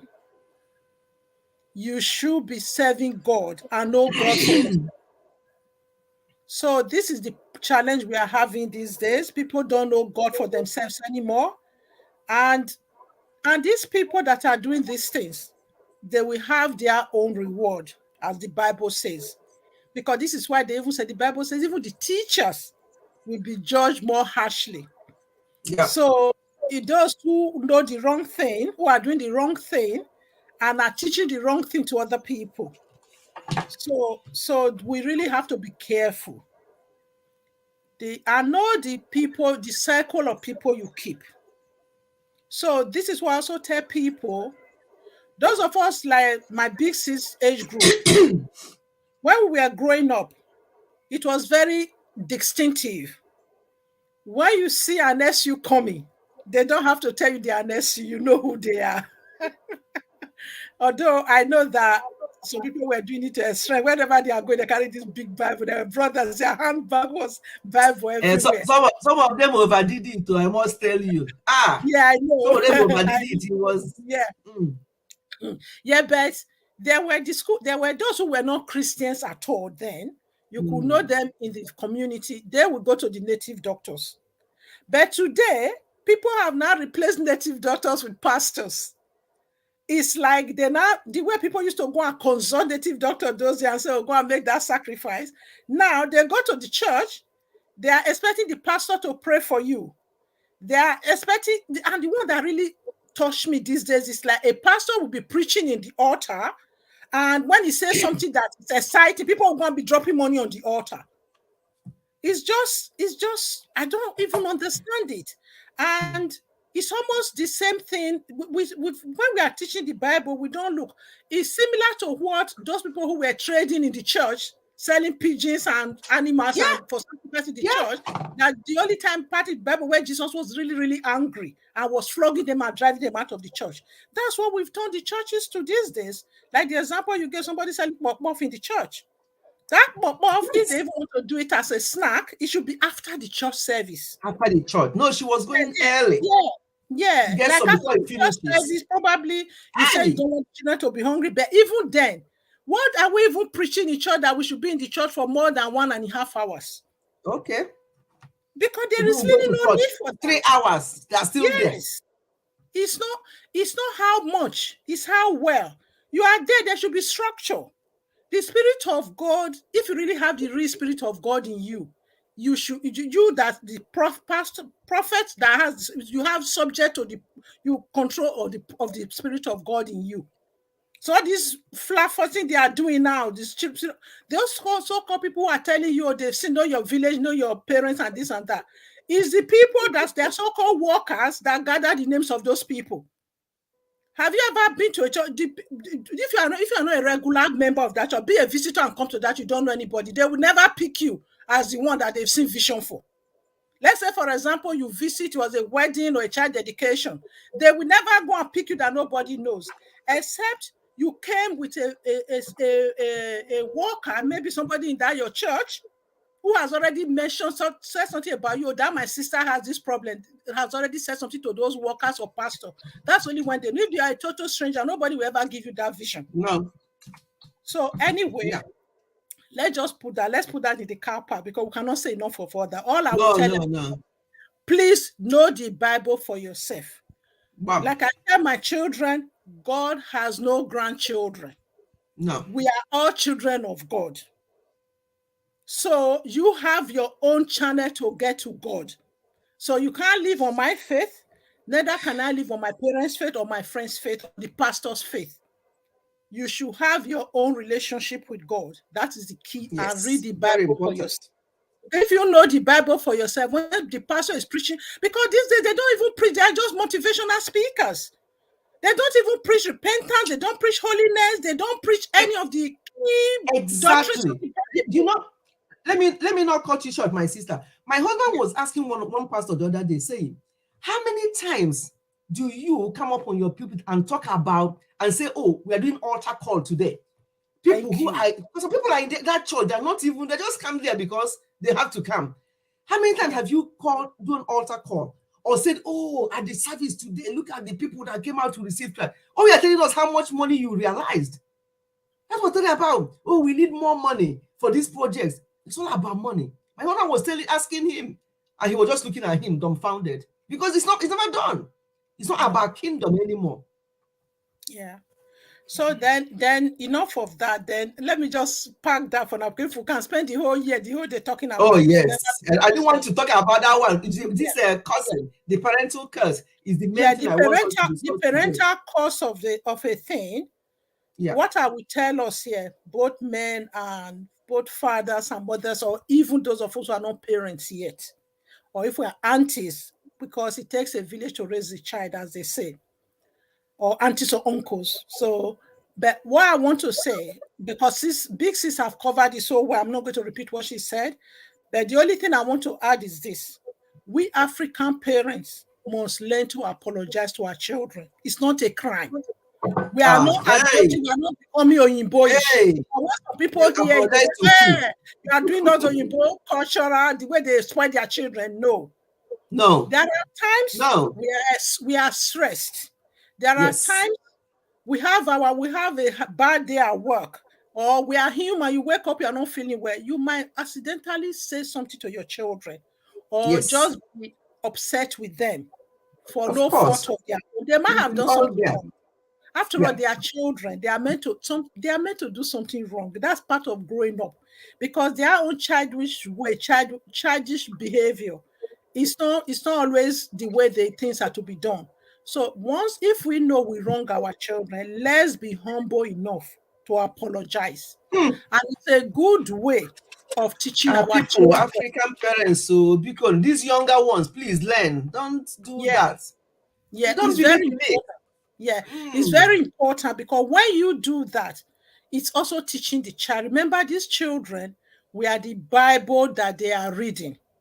And these days, all people do is binding and praying upon their children and forcefully claiming everything on them. But meanwhile, your life is so far from the truth, from God. Yes. You are after spend that midnight prayer. In the morning, in the evening, you may then do worship and praise for 1 hour. Even when they are dying, they are dozing, they want to go to school, they are going to school the next day, you don't care, because it's a January program, or it's a church 7 days program. You must include your children, otherwise you are not doing it properly. Let's learn to manage them by age. It's not by forcefully binding and praying that long prayer. I wish African parents will learn it. They don't get it, African parents. You see a child that is still in their 30s, the way the mom will be speaking to this, and I'm like, what is this? No matter what age, he's still my child. Hey, I'm like, really? Yeah. So even the smaller children as well, we should be mindful. It's not about how long we pray over them. That is the thing. You'll be surprised. We, especially even those in diaspora, those at home, after praying that long prayer, you are still lying in front of that child. Yes. You know, you're on the phone talking to your sister, your brother, a Christian person. And they're hearing. Yeah, and they're hearing you. And sometimes once you do that your holy hand prayer in the church, you enter the car, you are gossiping in front of them about that pastor, about that sister or brother. And sometimes the way you will turn around, somebody's their mistake. Oh, you foolish, you idiot. The way you are cursing people around them. You know, they are the Bible. We are the Bible that they are reading. It's not about do what I say. It's about doing what I do. It gets the children confused. We should be leading by example. This is why in diaspora, our children live double. Some of our children are living double life. They are one thing at home. They are different in the church. When they see an auntie and uncle around, yes, uncle, yes, auntie. Those who say yes, uncle, auntie, are totally different lives. Even when they go to school, they are the worst behaved in school. You know? So we should try to be salt and light in our home, our children. I'm not saying we are perfect, But when No. we are struggling, we should be honest enough to say, "Oh, my child, I'm Thank really you. sorry. I did that Yeah. to you, or I said that." Even when you might mistakenly do something on life, for example, you're upset, somebody cut in front of you, you are driving, you say, "Idiot, I'm one that never can." I don't know why. Maybe it's my SU upbringing. I can never even see those idiots and foolishness come out of my mouth. I don't know why. It's just not words I can say.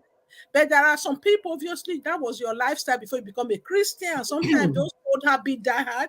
If you accidentally cause somebody or do something in front of the children wrong, be humble enough to correct yourself and correct them. And let them apologize. Say, "Oh, sorry, I just did that wrong." Put your hands up and own up. Okay? That's the best way we can teach them. Yeah. Okay. Anyway, I will leave it there. I hope that my two pence has been helpful to people.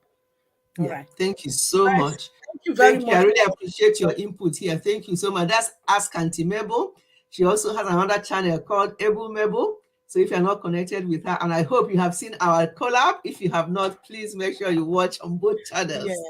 Thank you You're very welcome. Thank you for your input. Very, very good. Thank you. I'm leaving the studio now to go back to my chores. Bye. Thank you very much. Thank you.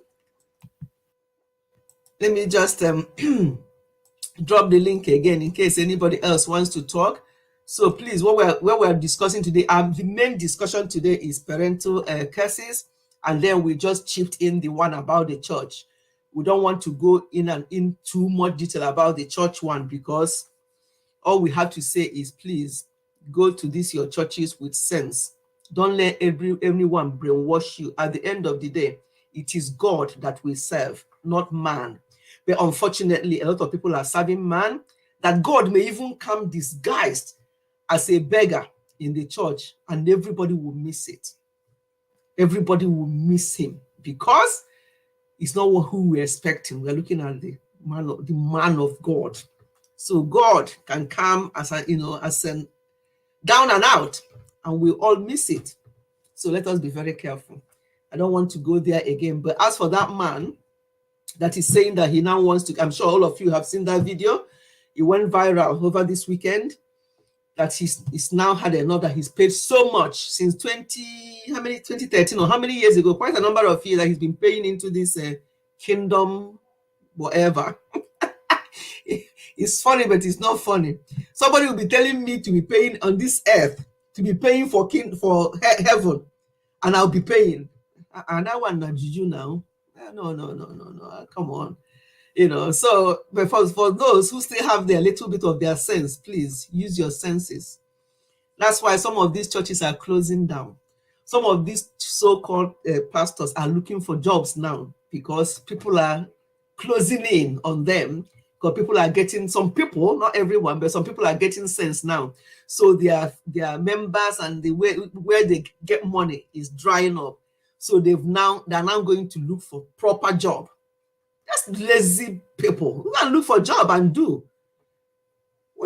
Okay, since 2008, he's been saving for his. So now he said that heaven, I've paid enough for that heaven now. I now want to go to hell. So give me my money back. How funny. It's funny, but it's not funny. When I saw that video, I'm like, chai, wrong doctrine. Let us leave that one. Let us leave pastors alone. Because but all I'm begging you all, if you have to go to church, go with your senses. Here in the diaspora, in the church where we go, because we have two places we worship now. One is gathered together in your name. Here I am in their midst. Home church, and then if we have to go to church, what they do in that church is, you won't even know when the offering, if you are new to that church, you will miss the offering. It's at the end of the service, you now see some people who are new going up to put their own money, because they left the bag or the tray at the back of the church. So as you are coming in, whatever you have to offer, you put it there, you go and sit down. And at the end of the service, the prayer, they sing, everything, everybody, if they have a cup of tea, because they normally do that. So you go and their cup of tea, and at the end of the service, there'll be a cup of tea and some biscuits. If you want to be part of it, you go and drink and go. So if you are not even, if you're not used to that church, you won't even know when the offering, because you'll be sitting down waiting for them to take the bag or tray around. No, they don't. It's just there. When you come in, discreetly, you put whatever you've come in with, you go and sit down. That is what I'm talking about. Not all this singing song of telling you, if you don't do this, because you're not doing this, that's why this is happening to you. Who are you? Are you God? How do you know that that's why that is happening to the person? Because they didn't pay you. They say, oh, you're not paying man, you're paying God. Come on. Let me leave it. Let me leave it. Please, I don't want to go that way.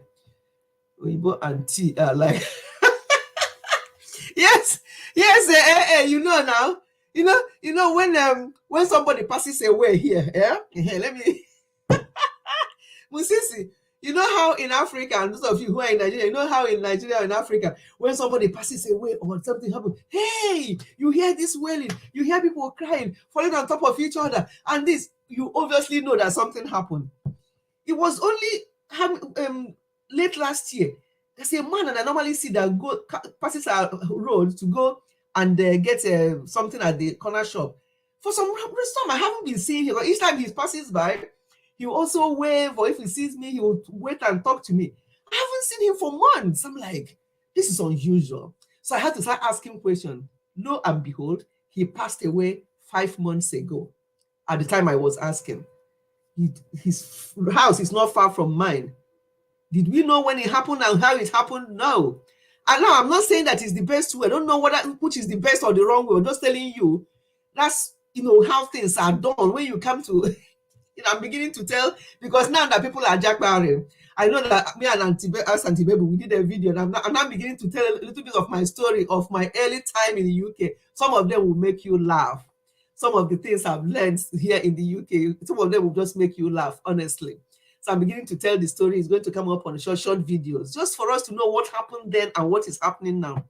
So this man passed, the funeral was done, everything was done, nothing. We didn't know on the street, not far, not 2 houses away. So what am I trying to say? Is their way of so different how they do things. So when somebody passes away here, you go for the funeral or you go for the event, or you'll be hearing, or somebody passes away. When I used to work in hospital, and they'll call their relative, oh, your mom or dad or husband or wife just passed. We are sorry. None of this one that they say in back home. When something happens to somebody, they won't tell you outright. They'll start going around the block and around the corner to tell you. No. They'll tell you. Because they believe that they don't tell you, they're telling lies. So they'll tell you what happened immediately. Whether you're prepared for the news or not. That's how it is. So you have to get used to that. So all you see is, kapati, yeah, and biscuits. That's how they do their own crying. Then you might see them doing, yeah, cup of tea, please. Little bit more milk. Yeah, little bit more milk. Yeah. That's it. That's how they take life. I'm not saying that it's good or bad, but when you go to any place, you learn how they behave. So when they see us trying and falling down and doing this, they're like, oh, what a shame. Oh, what a pity. I wonder why he's crying like that, or she's crying like that. Yeah, they think that there's something wrong. Why you are wrecked. Oh, Code with Samuel. You're welcome to the house. Welcome. Thank you. How is the baby? How is the princess? I hope she's doing good. And Faith, oh, I think I missed somebody. There's somebody up there. Faith Dominic, you're welcome. Faith Dominic, are you new? This name, again, if you're not new, please pardon me. Go on one of my this and drop me a message so I will know if you're new or not. I can't remember. The name does not ring a bell. When my 105-year-old neighbor, 105, that's great age, passed away in 2021, it was low-key. We just went with her few family and few neighbors for a service and some light lunch. Yeah, that one is even 105. I'm talking about even if the person like 25-year-old or 30, 50, 60-year-old is so low-key than nothing. 105 is a very ripe old age. Let us all claim that age in good health, though. I always say to my children, yes, I'm praying for a long life, but it's good health is more important than long life. Because some people will live long, but you wish you had just gone. What kind of life is this one? So in good health, you We are thanking life that God granted her. Yes, God, exactly. They're thanking the life that God granted her. I mean, 105. That's great. That's fantastic. I've known somebody who's 110 and they're still walking around, coming to do their own shopping. 110, walking around with their Zimmer frame. Yeah, so yeah. So you're all welcome. So what we're trying to say is that yeah, we're talking about code because we are coming now. We're not going to, what's the time now? Yeah, we're not going to be too long now. I don't want this to be more than 2 hours. We started at 3 p.m. So maybe quarter past 5. It's now 16:53. About quarter past 5, we should be rounding up. But what we have talked about today, I don't know whether you've seen the video code, and others who are coming now, whether you've seen the video about this lady who was cursing her daughter, and she laid huge curses on her daughter and her daughter's children and others. It was 3 bullets. She dished it out to various people, but mainly concentrated on her daughter. And she used her daughter's first name, middle name, her maiden name, and her husband's name. She just to make sure that that curse covered the daughter properly. And we are wondering, what will anybody do to her own mother in particular? I'm talking about mother now because mothers are the ones that carry and nurture the child and feed the child. What would make any mother to curse her daughter and her own grandchildren in that that way? What would be the problem? You know, so we have just identified various things because we did not hear from the daughter. We did not even hear from the mother properly. All we had was the laying of curses. We didn't hear what she did.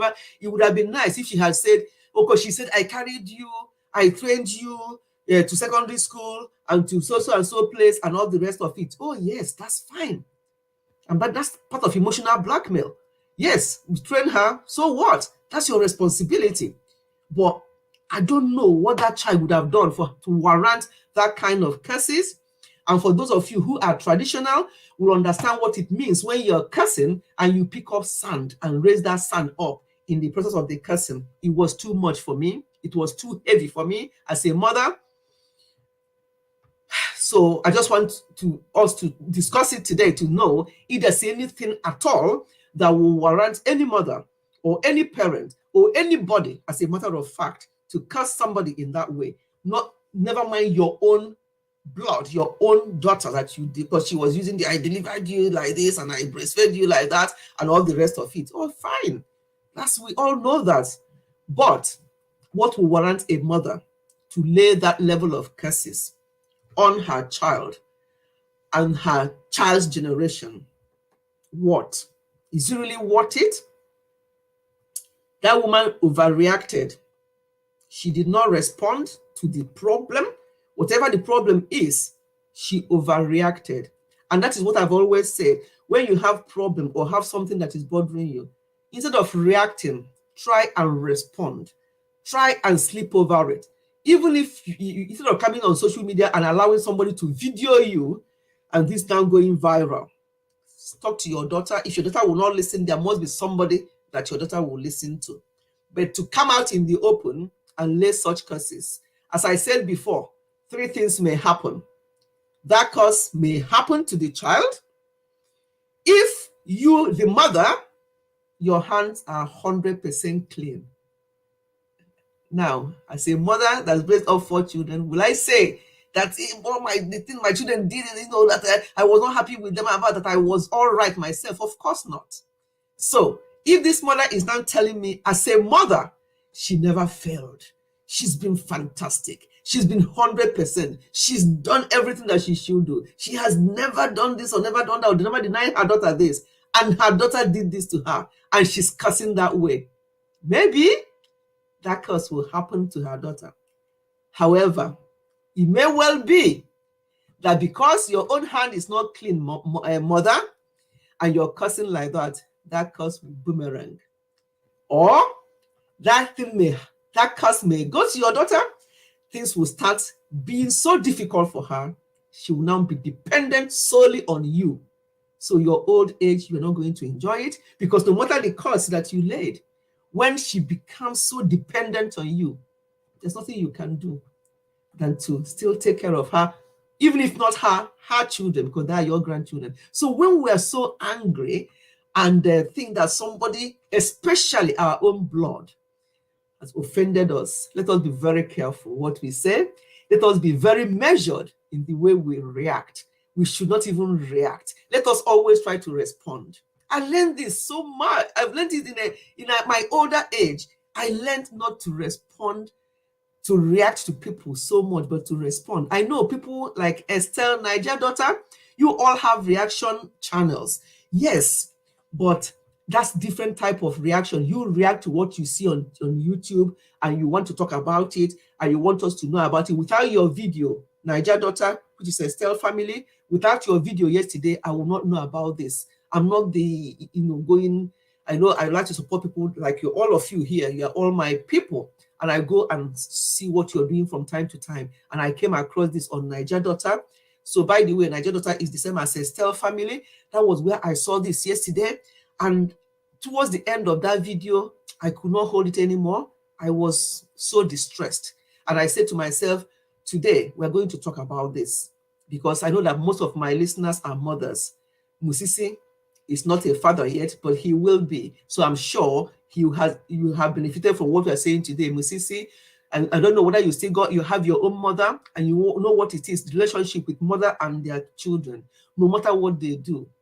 I mean, I've brought up, as I say, I have children. 4 of them did not behave the same way. When they were growing up, 4 of them did not behave the same way. One of them in particular was just, hey, this boy, what have I done to you? What have we done to you? But all in all, it all turned out for good eventually. You just have to persevere, be on your knee, praying for them, don't curse them. If we had cursed one of them that was giving us too much wahala, at that time, maybe by now what we said would have happened to him and he would be useless. But lo and behold, it's turned around. Because we are praying parents. We said, God, this is not our child. This is not what your desire for us, for our children. He will not turn out this way. Although he's in the world, he's not of this world. He has been called apart. Use all those affirmations. Speak to your children. Speak to them. When they are behaving that way that you feel like deleting them. Oh, go away. I don't want to see you ever again. Don't use such words. Even if you do, because we do when we are angry. Come on, mothers. Let us just be truthful. We do, but retract, withdraw, say, God, forgive me. Call that child back. Even though they've offended you, they've done something that made you to say what you do, call them back. Withdraw immediately. Or when something starts happening, you may even have forgotten what you said, but it will start manifesting in their lives. So please, none of this kind of curses, none of this kind of video I watched yesterday from any mother. Marvelina George, you're very welcome. She is also Male Fierce Fitness. I follow her more on that one to see if I'm going to be like her. You see her saying weight loss or whatever, and she'll be like this, and I'm like, Male Fierce Fitness, stop it, oh. You are like that. What do you want me to do? If you tell me that I'm trying to keep fit, to lose weight, I'm trying to do that. When there's no flesh, it's just like Estelle family telling me I want to lose weight. Why now? Why are you behaving like this to us? But anyway, you're welcome to the house, Marvelina. She has got a few channels. The one I can remember is Male Fierce Fitness. And where she does her aproko, Okora. Hey, something with Cora. Something gist with Cora. Judith is laughing. Judith, I've met you today. I'm sure you'll be saying, this woman, I'll be coming to her channel. She makes me laugh. I love that. I'm glad that I'm making you laugh, Judith. Thank you so much for coming. Memelina, you're laughing. Yes, now, all these people that will have figure 8 and they'll be telling me that they want to lose weight. What do you want people like us to do now? It's not fair. When you do it easy. But I always go to her channel. I go to Natty Slim to do the tummy one. My tummy is going in, without Natty Slim. Natty is not here today. Please visit Natty Slim. She's one of my members. And Musisi is also my member. Yeah, visit Natty Slim to see her tummy. If you have tummy, you of you who have children and your tummy is refusing to go in, go and see how Natty is shaking it. Her channel name is Natty Slim. She's one of my members. Please support her. So, yeah, so that's what we're talking about today. Please, we thank you too much. Oh, thank you. Thank you, Maureen. Thank you so much. I see you and your mom, Maureen. You know, you're saying to us that your mom was 73 or 72 or something like that. And I see her, such a strong woman. And I love the relationship with you and your mom, Maureen. You know, I always see you with her on the channel. I'm like, this is it. So how can you think of that mom? That's your mom. That's your lovely mom I see you with all the time. Oh, Mariama, you're still here. I thought you've gone. Oh, she's been here from the beginning. Still here at the background. Thank you so much. Thank you. You know, so Maureen, you and that your lovely mom doing things together, you say to her, say hi, and she'll say hi and all this. And then tomorrow, what will make her to be that angry, not to sit you down and talk about it? Unless that child or that woman, because she's not a child, because she's had her own children, her daughter, she has got 2 children, and her mother never even went to visit when she had the children. That's serious. It's very serious. It broke my heart. Breaking my heart in the sense that a mother will be laying such curses, calling her child's name, her middle name, her maiden name, her married name, and cursing her grandchildren, and cursing all the people that attended the wedding. Hey. I appreciate you for recommendation. Yeah, that's fine, Maureen. Thank you. I'm blushing. No, my dear, I love the relationship. When you have people, I lost host. You've covered these topics so well. Oh, thank you so much. Thank you so much, Ask Auntie Mabel. There are things I see. You know, I saw that already, but somebody now sent it to me, asking me, what do I think? I said, what do I think? The best way to share what I think is to do it on my live stream. I already planned the live stream today anyway.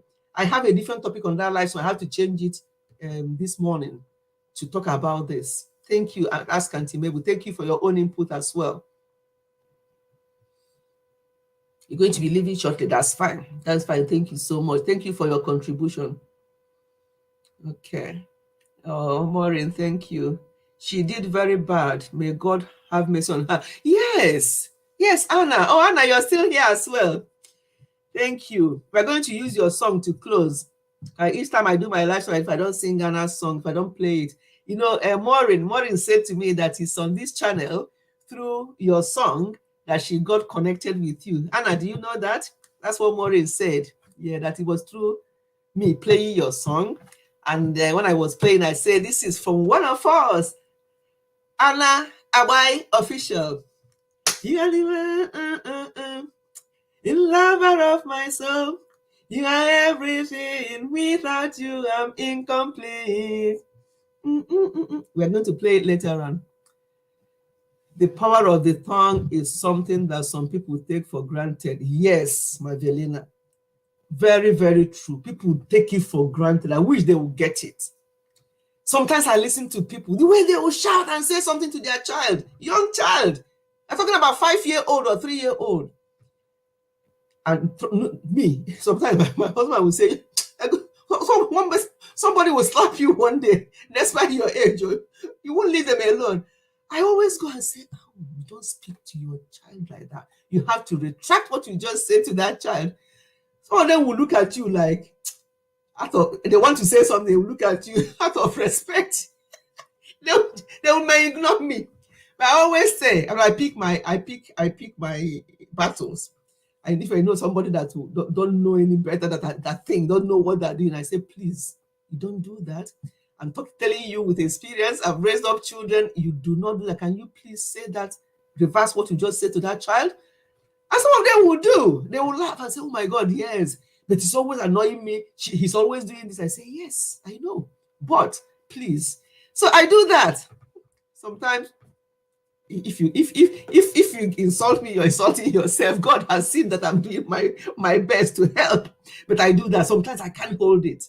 Especially if it happens in my face like that. And you're telling a child one horrible, horrible word. I'm like, no, I know it's your child. But in my place, I know that here in the UK, you mind your business. Some of them, nobody will take me to jail because I said what you said to your child is actually wrong. Can you try and but I don't do it a lot with these people here because some of the languages they use, even the F language, is like a song in their ears, and you hear their own children using that F language. So I don't even go there with them. I normally go do it with people I think may understand where I'm coming from. And 9 out of 10 times, what I get is, oh, thank you. I don't really, it's just I'm so stressed or this and that. I say, yes, no matter how stressed you are, please do not do that. And I tell you, it has worked. A number of cases I've done it. I can't just walk past and you are, because me, sometimes I wonder, did I not have child or children in my past world? If people believe in past world, because anything to do with children, you've caught me. No, not with a child. No. Yeah, really loves this song. Yeah, so I do. I love this song. It is lover of my soul. Yes, so my lovely people, all you here with young family, they will try you. They will try you. Estelle, I see your 2 lovely children.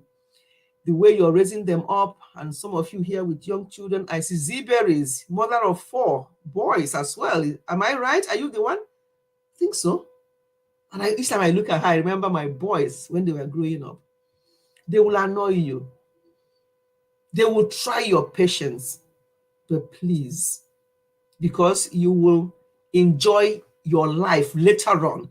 If you bear with them now that they're doing this, later on when they are adults, you will now be older, like I am now. And myself, we're enjoying our lives now. Nobody's calling us to go to one prison or the other to visit one of them, because a lot of our people are inside. I'm not planning to phone one institute to ask, what is the visiting time so I can come and see my son inside? No, we are enjoying our lives. But when you let it go and curse them in that way and don't retract it, and something starts happening in their lives, it's going to affect you. You will not enjoy your old age. People see us smiling and you see us in the car. Each time we're in the car and we're out to go somewhere else, we're enjoying our old age now because we did not allow what they did at that time. We did not lose it with them, and we did not curse them, and we did not tell them off in a way that it will start affecting them in their later life. Or we would have been the ones suffering it now. Because your child or your adult child cannot be inside and you tell me that you are happy. You'll be visiting.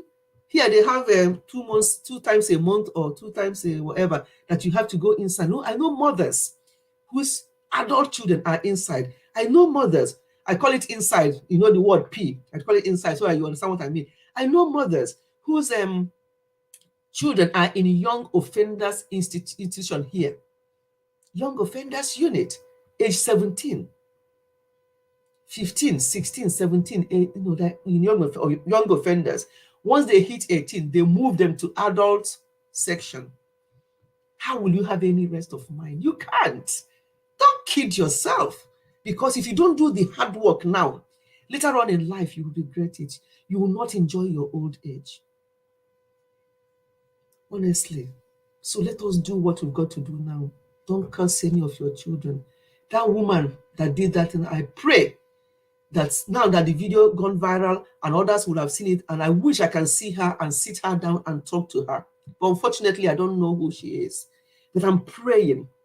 I've taken her daughter's name down, and I'm praying for her daughter, that what she did, I'm trying to counteract it. Whatever that daughter did, and I'm praying, and I've taken the name down, because it's an English name, her middle name, so that I'll be praying that whatever your mother, I'm now standing in the gap. And that is what we should be doing. Let us stand in the gap for people, because you don't even know where that woman who was cursing, you don't know where she is. You don't even know her belief. At a point, she mentioned God. And I'm like, for real? God? After all you just said. So that means that she's confused. I took her name down. I have a notebook. When you see what is in this notebook, people who are TTC moms on this YouTube that I know of, their names are here. Those whose God have answered their prayer, like Lily Pope, Ozzy Tochi, they were all in my books before. I've scored them off and ordered others. That is my ministry on this YouTube. Never mind the money. Where is the money? I'm not seeing it, but that's fine. I'm fulfilling my ministry, and that is what is giving me joy. Any other thing will follow. Only other thing is secondary. I took that girl's name. I said, God, have mercy on her, have mercy on her mother. Because if that curse comes to pass, she will suffer, her mother will suffer. That's one thing we don't understand. You say, yeah, when parents curse, it happens. It will boomerang to you, the parent. Yes, in one way or the other. So that woman saying there, cursing, taking the sand, raising up, all that, to her, after that curse, she will now say, hey, I've done it to her. Who does she think she is? Sorry for you, mother. Sorry, because you have actually cursed yourself. You're going to be in for it for the rest of your life unless you revoke that curse before you pass away yourself. Let us be very careful. Thank you so much, Anna. Thank you, everyone. This is what this channel is all about. On my Ifetish Family channel, we talk about things like this. On my Health and Wellness channel, we talk about health. Those of you who were here last Sunday, we did it on Ifetish Health and Wellness. I stood up for the 2 hours doing exercise dance. That's what we did. There was no chair. Today, I'm sitting down because it's a serious day today. It's a day for us to reflect and think about what we say. Power of the tongue. It's very, very important that we watch what we say. Our children will annoy us. They will. But if you lose it and say something, you're a human being. That's fine. But don't let it remain. Retract it immediately. Retract it immediately. Don't have this attitude of our Nigerian people. It's my child. How will I do now? He's the one that did that, and that's why I said that to him or her. Now I have to go and start calling her back or him back. Now tomorrow he will think that what he did was right. No, he won't or she won't. She understood. After doing that, you said to her, but you know why you annoyed me? That's why I said that. And I shouldn't have said that to you. And I've taken it back. You are not stupid, my daughter. You are not stupid, my son. That you didn't make that child next time, they won't want to do what they did. Parenting is not easy, but it's easy. I'm not telling you what I've read in the book. I'm telling you what I've done and what have worked for me. One of my sons did not give us peace initially. Did we curse him? No. Where is he today? Great man. By the grace of God. Because of the way it was handled. So nobody, I can't come here today and tell you, what are you doing? I've raised them all up. They're all wonderful, 4 of them doing this, that. No. I'll be lying to you and to myself. And that is not my mission. We've gone through that. So I know what I'm talking about. And remember, they did not ask you to bring them into the world. That's what that woman failed to understand. Yes, your daughter may be adult with her own children. Cursing her that way is not right. No matter what that child, that girl, that lady did to her mother, cursing her in that way, cursing her own children and all the people that attended her wedding. Come on. If anybody knows that woman, they should speak to her. But I'm praying that God, I'm praying for her. I don't know her name, but I took her daughter's name. So I will use her daughter's name to connect to her in prayer because God answers. She needs to stop and retract immediately or something terrible will happen to her. Never mind her daughter. You don't do that. You don't, in the midst of cursing your daughter, cursing her, your own generation and others who attended the wedding and others who went to do the omugo or whatever they did. No. Who are you? You don't do that. That's an error. And whoever recorded that and put that on social media, no. But maybe God allowed it to come on social media and I saw it. If not, at least I'm praying for that girl. Yeah. So sometimes God allows some things to happen. That's my own bit, is to pray, not to bring it out here as a reaction and get views. What kind of stupid views is that one? My mission is for families to be at peace. My mission, and if that is the only thing I achieve in this YouTube, until whenever my old age says to me, enough. Then people can now refer to my previous videos and see what I used to say. That is my mission on this YouTube. And if I achieve it, I've achieved a lot. What legacy are we leaving behind? Is it all about views? My channel is not doing well. People are not viewing. Look at people that started yesterday. Look at how many views they're getting. Well, maybe we all have different reasons why we are on YouTube. So I'm not saying don't work hard. Of course, I work hard. I would love my channel to go viral. I like people to hear what I'm doing, to see what I'm doing, of course. But let us just be doing our thing and be praying. Pray for your channel. Let me shock you about this view thing. I think I've said it before on this channel. Most of my videos are about 100 and something, 200 and something. Some of them are going up to 300, very few of them. And there was a time I was shared by somebody. He's a bigger YouTuber. And that video, obviously, a lot of people watched it. And I got about 6 times or even 7 times my normal views. But let me shock you. Those my views that I've been having 200 and something got me about 6 times more than the 1 point something view that I had on the other one gave me. If that will encourage somebody, but it's not all about that. It's how much people engaged on that video. All those people may have come because, oh, that person shared you and they want to go and see what that person is talking about. They may come and it's not their thing. But those of you who are here today are people who are identifying with what I'm doing. And when you come to my channel, I make sure I don't do my videos too long. So when you come there, do my 8 minutes, 10 minutes, 13 minutes video, I go straight to the point. If it means doing part 1, 2, 3, 4, I do it that way. So that people will come and see what I'm saying and see if there's anything they will get from it.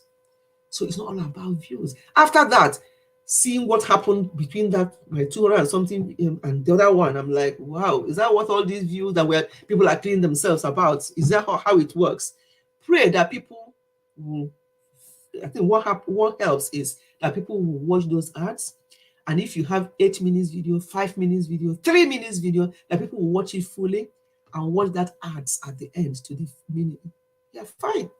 Don't worry about the number, because that actually wasn't just one video. There's another one that somebody, because of the name of the thumbnail, a lot of people watched it. It did not get me as much as my lower 200, 300 views gave me. It did not. That's why I don't bother. So what I do, I just do my thing, knowing that somebody told me that they keyed in something about parenting and that my name came up. I'm like, so my name came up. Did you hear that? That's how she found me. So what are we talking about? We're not doing this for now only. It's for future as well. People, maybe when I'm even gone, my grandchildren and my great-grandchildren will say, this is our nanny. Because they call it nanny here, or nan. It's our nan, this is our grand-nan, or whatever. And the people will learn something from it.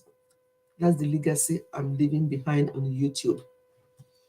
So my lovely people, that woman, please join me to pray for her. And if you know any other mother who actually has ever cursed their child openly, or their children openly, or even not openly, that God will have mercy on that person. It's not right. No matter what, we should not curse our children. No matter what they've done, there must be a way that we can actually sort things out. There must be a way we can sort things out. We have gone well over the time, but I'm not going to close until we sing this song. And as I'm ending this song, we're going to be ending this live stream today.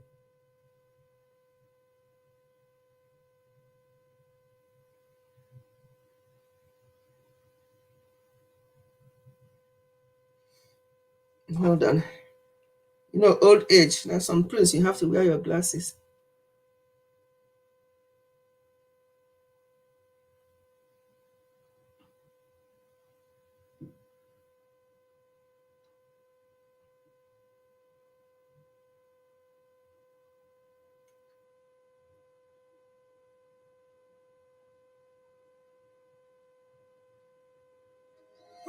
That's the biggest.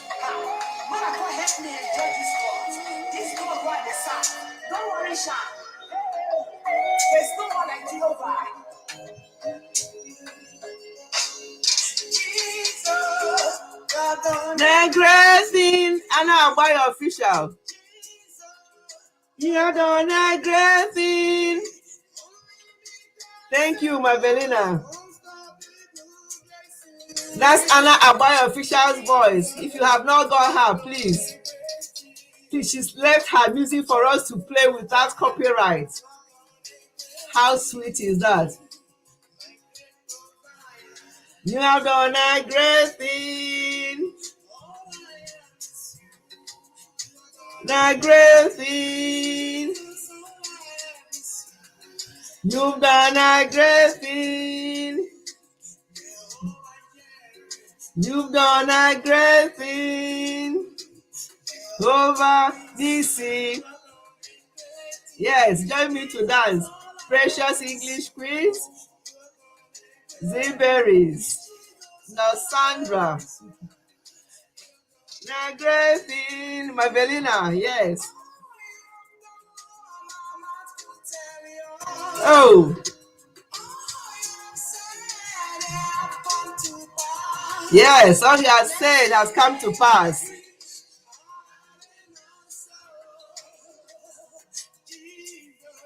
You have done a great thing. Agune Chamber 1. Chamber 1. Oh, they sweet my belly. You have done a great thing. You've done a great thing. You have done a great thing. All I have is you. You have done a great thing.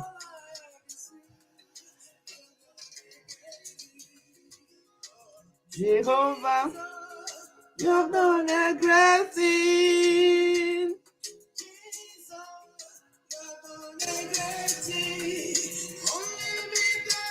Thank you, Angel, Delicious Kitchen. You have done a great thing. Over the you've done a great thing. Estelle family, thank you.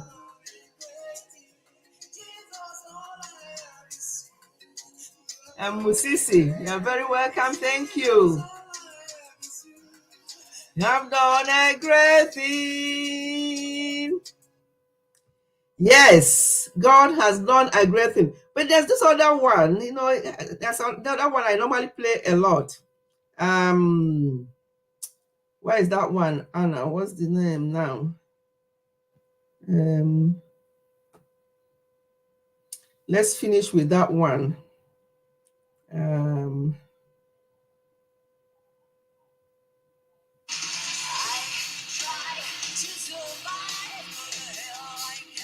Yeah, let me leave the ad to finish on that one. Then we'll play that play that one, and then we'll go. And I see. Okay, Maureen here. Okay, Maureen, you're still here. Oh, see all my lovely people. They're all here and just to the end to support. I just appreciate all of you. I hope we have got one or two things. We're just waiting for the ads to finish on that song, the other Anna song. We'll play it, and as we are playing it, I'll be logging off. So I just want to say the closing thing while the ads is running, just to say thank you, everyone. God bless all of you. This is a fresh week, and as we are starting this week, may God be with each and every one of you present and your family members, and those of you with children. Keep praying for them. Keep praying for yourselves that God will give you that courage and the patience to raise them up, to be patient with them, and know that they grow so quick. That's one thing I have to assure you, they grow so quick. And there'll be a time you look around, you don't see them, they've gone. And you cherish those times that they will come back from the uni or from where they live, they come back to you. You cherish those moments. And this is the time to build that bond, to be patient with them. Oh, hey, you're still here. Wow. Yes, this is the time. So I'm just doing a closing talk. And once I play this other anthem, I'm just leaving the ads to run. Once I finish playing the next Anna's music, from there I'll just say goodbye. So I'm just doing sort of thank you message, and that this week all that you're looking for will start looking for you. Just keep trusting, keep believing God. Don't just leave everything to God, because there's nothing we can do. Keep praying for Nigeria. This coming election is very important. Look at the mess at the moment. People don't have money to spend. A lot of people are passing through a lot. Pray seriously for the election, that everything will go well, so that we can take back our country. Because for me, I want to jackpot back the other way to Nigeria. That's my prayer, and that's when we're going to be praying that things will go well in Nigeria come this election. And please avoid people who are not going to add any value to your lives. I must put this in. Anna, this your ad on your this is going too long, but let me leave it to run. But let me finish talking. People who will not add value to your life, please drop them with no apologies. Don't even explain to them why you're dropping them. If they don't have the same vision and they're drawing you back, drop. Cut them off. I'm not saying keep enmity with them, but please drop them. There are people you only give 1 minute on the phone. There are people you only give 5 minutes on the phone. And there are people you give an hour or even a whole day if you have on the phone when you chat with them, because you know that your vision aligns with their own. They're not pulling you down. They're pulling you up. That's the people you spend more than 1 minute on the phone with. You don't owe anybody anything. Once you are very, very close with your own immediate family and others who think that you owe them anything, you don't owe them anything. If they're not aligning with your vision, please cut them out. This life is too short to be hanging around with people like that. Okay, so I'm going to stop here, and once I've played this Anna's music, we're going to say goodbye from there. Okay.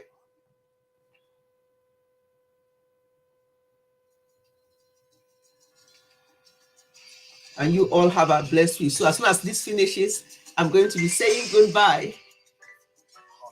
Hallelujah. Show yourself strong. Thank you, Maureen. Thank you, Magdalena. Thank you, Estelle family. Oh, Anna, show yourself. Yeah, she's already had her that she's show yourself coming. I breathe. I sing. Without you, I'm incomplete. Once this finishes, I'm saying goodbye. Lover of my soul,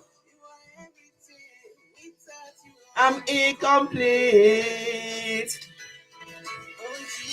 Yoga, you have to replay. We've spent we spent 2.5 hours. We are rounding up, but thank you for coming, Yoga. We've been here for 2.5 hours. We are now singing the last song. We are singing Anna's song. From there, we are closing. Please kindly replay for me if you can later on. Dear Father, upon all the things you have done, you will not stop. You still they do them for me. Dear loving Father, show yourself. Show yourself. Show yourself. Show yourself strong. Show yourself. Show yourself. Show yourself. Show yourself strong.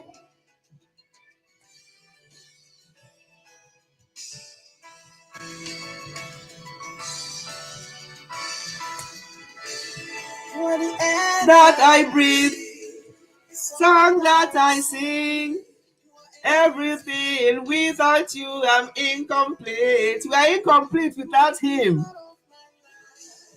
Lover of my soul, without you, I'm incomplete.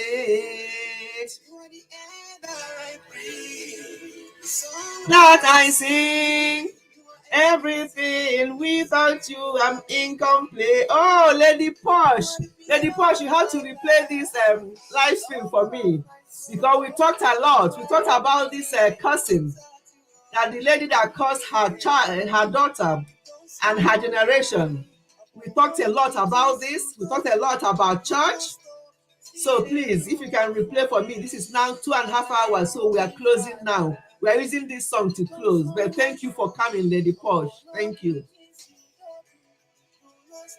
You still there do them for me. You are a loving Father.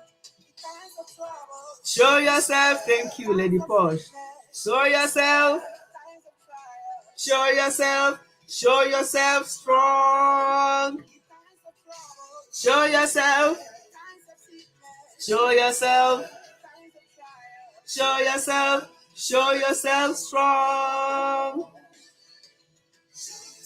Strong. Show yourself. It's almost finishing, and I'll be logging off as soon as this finishes. Thank you, everyone.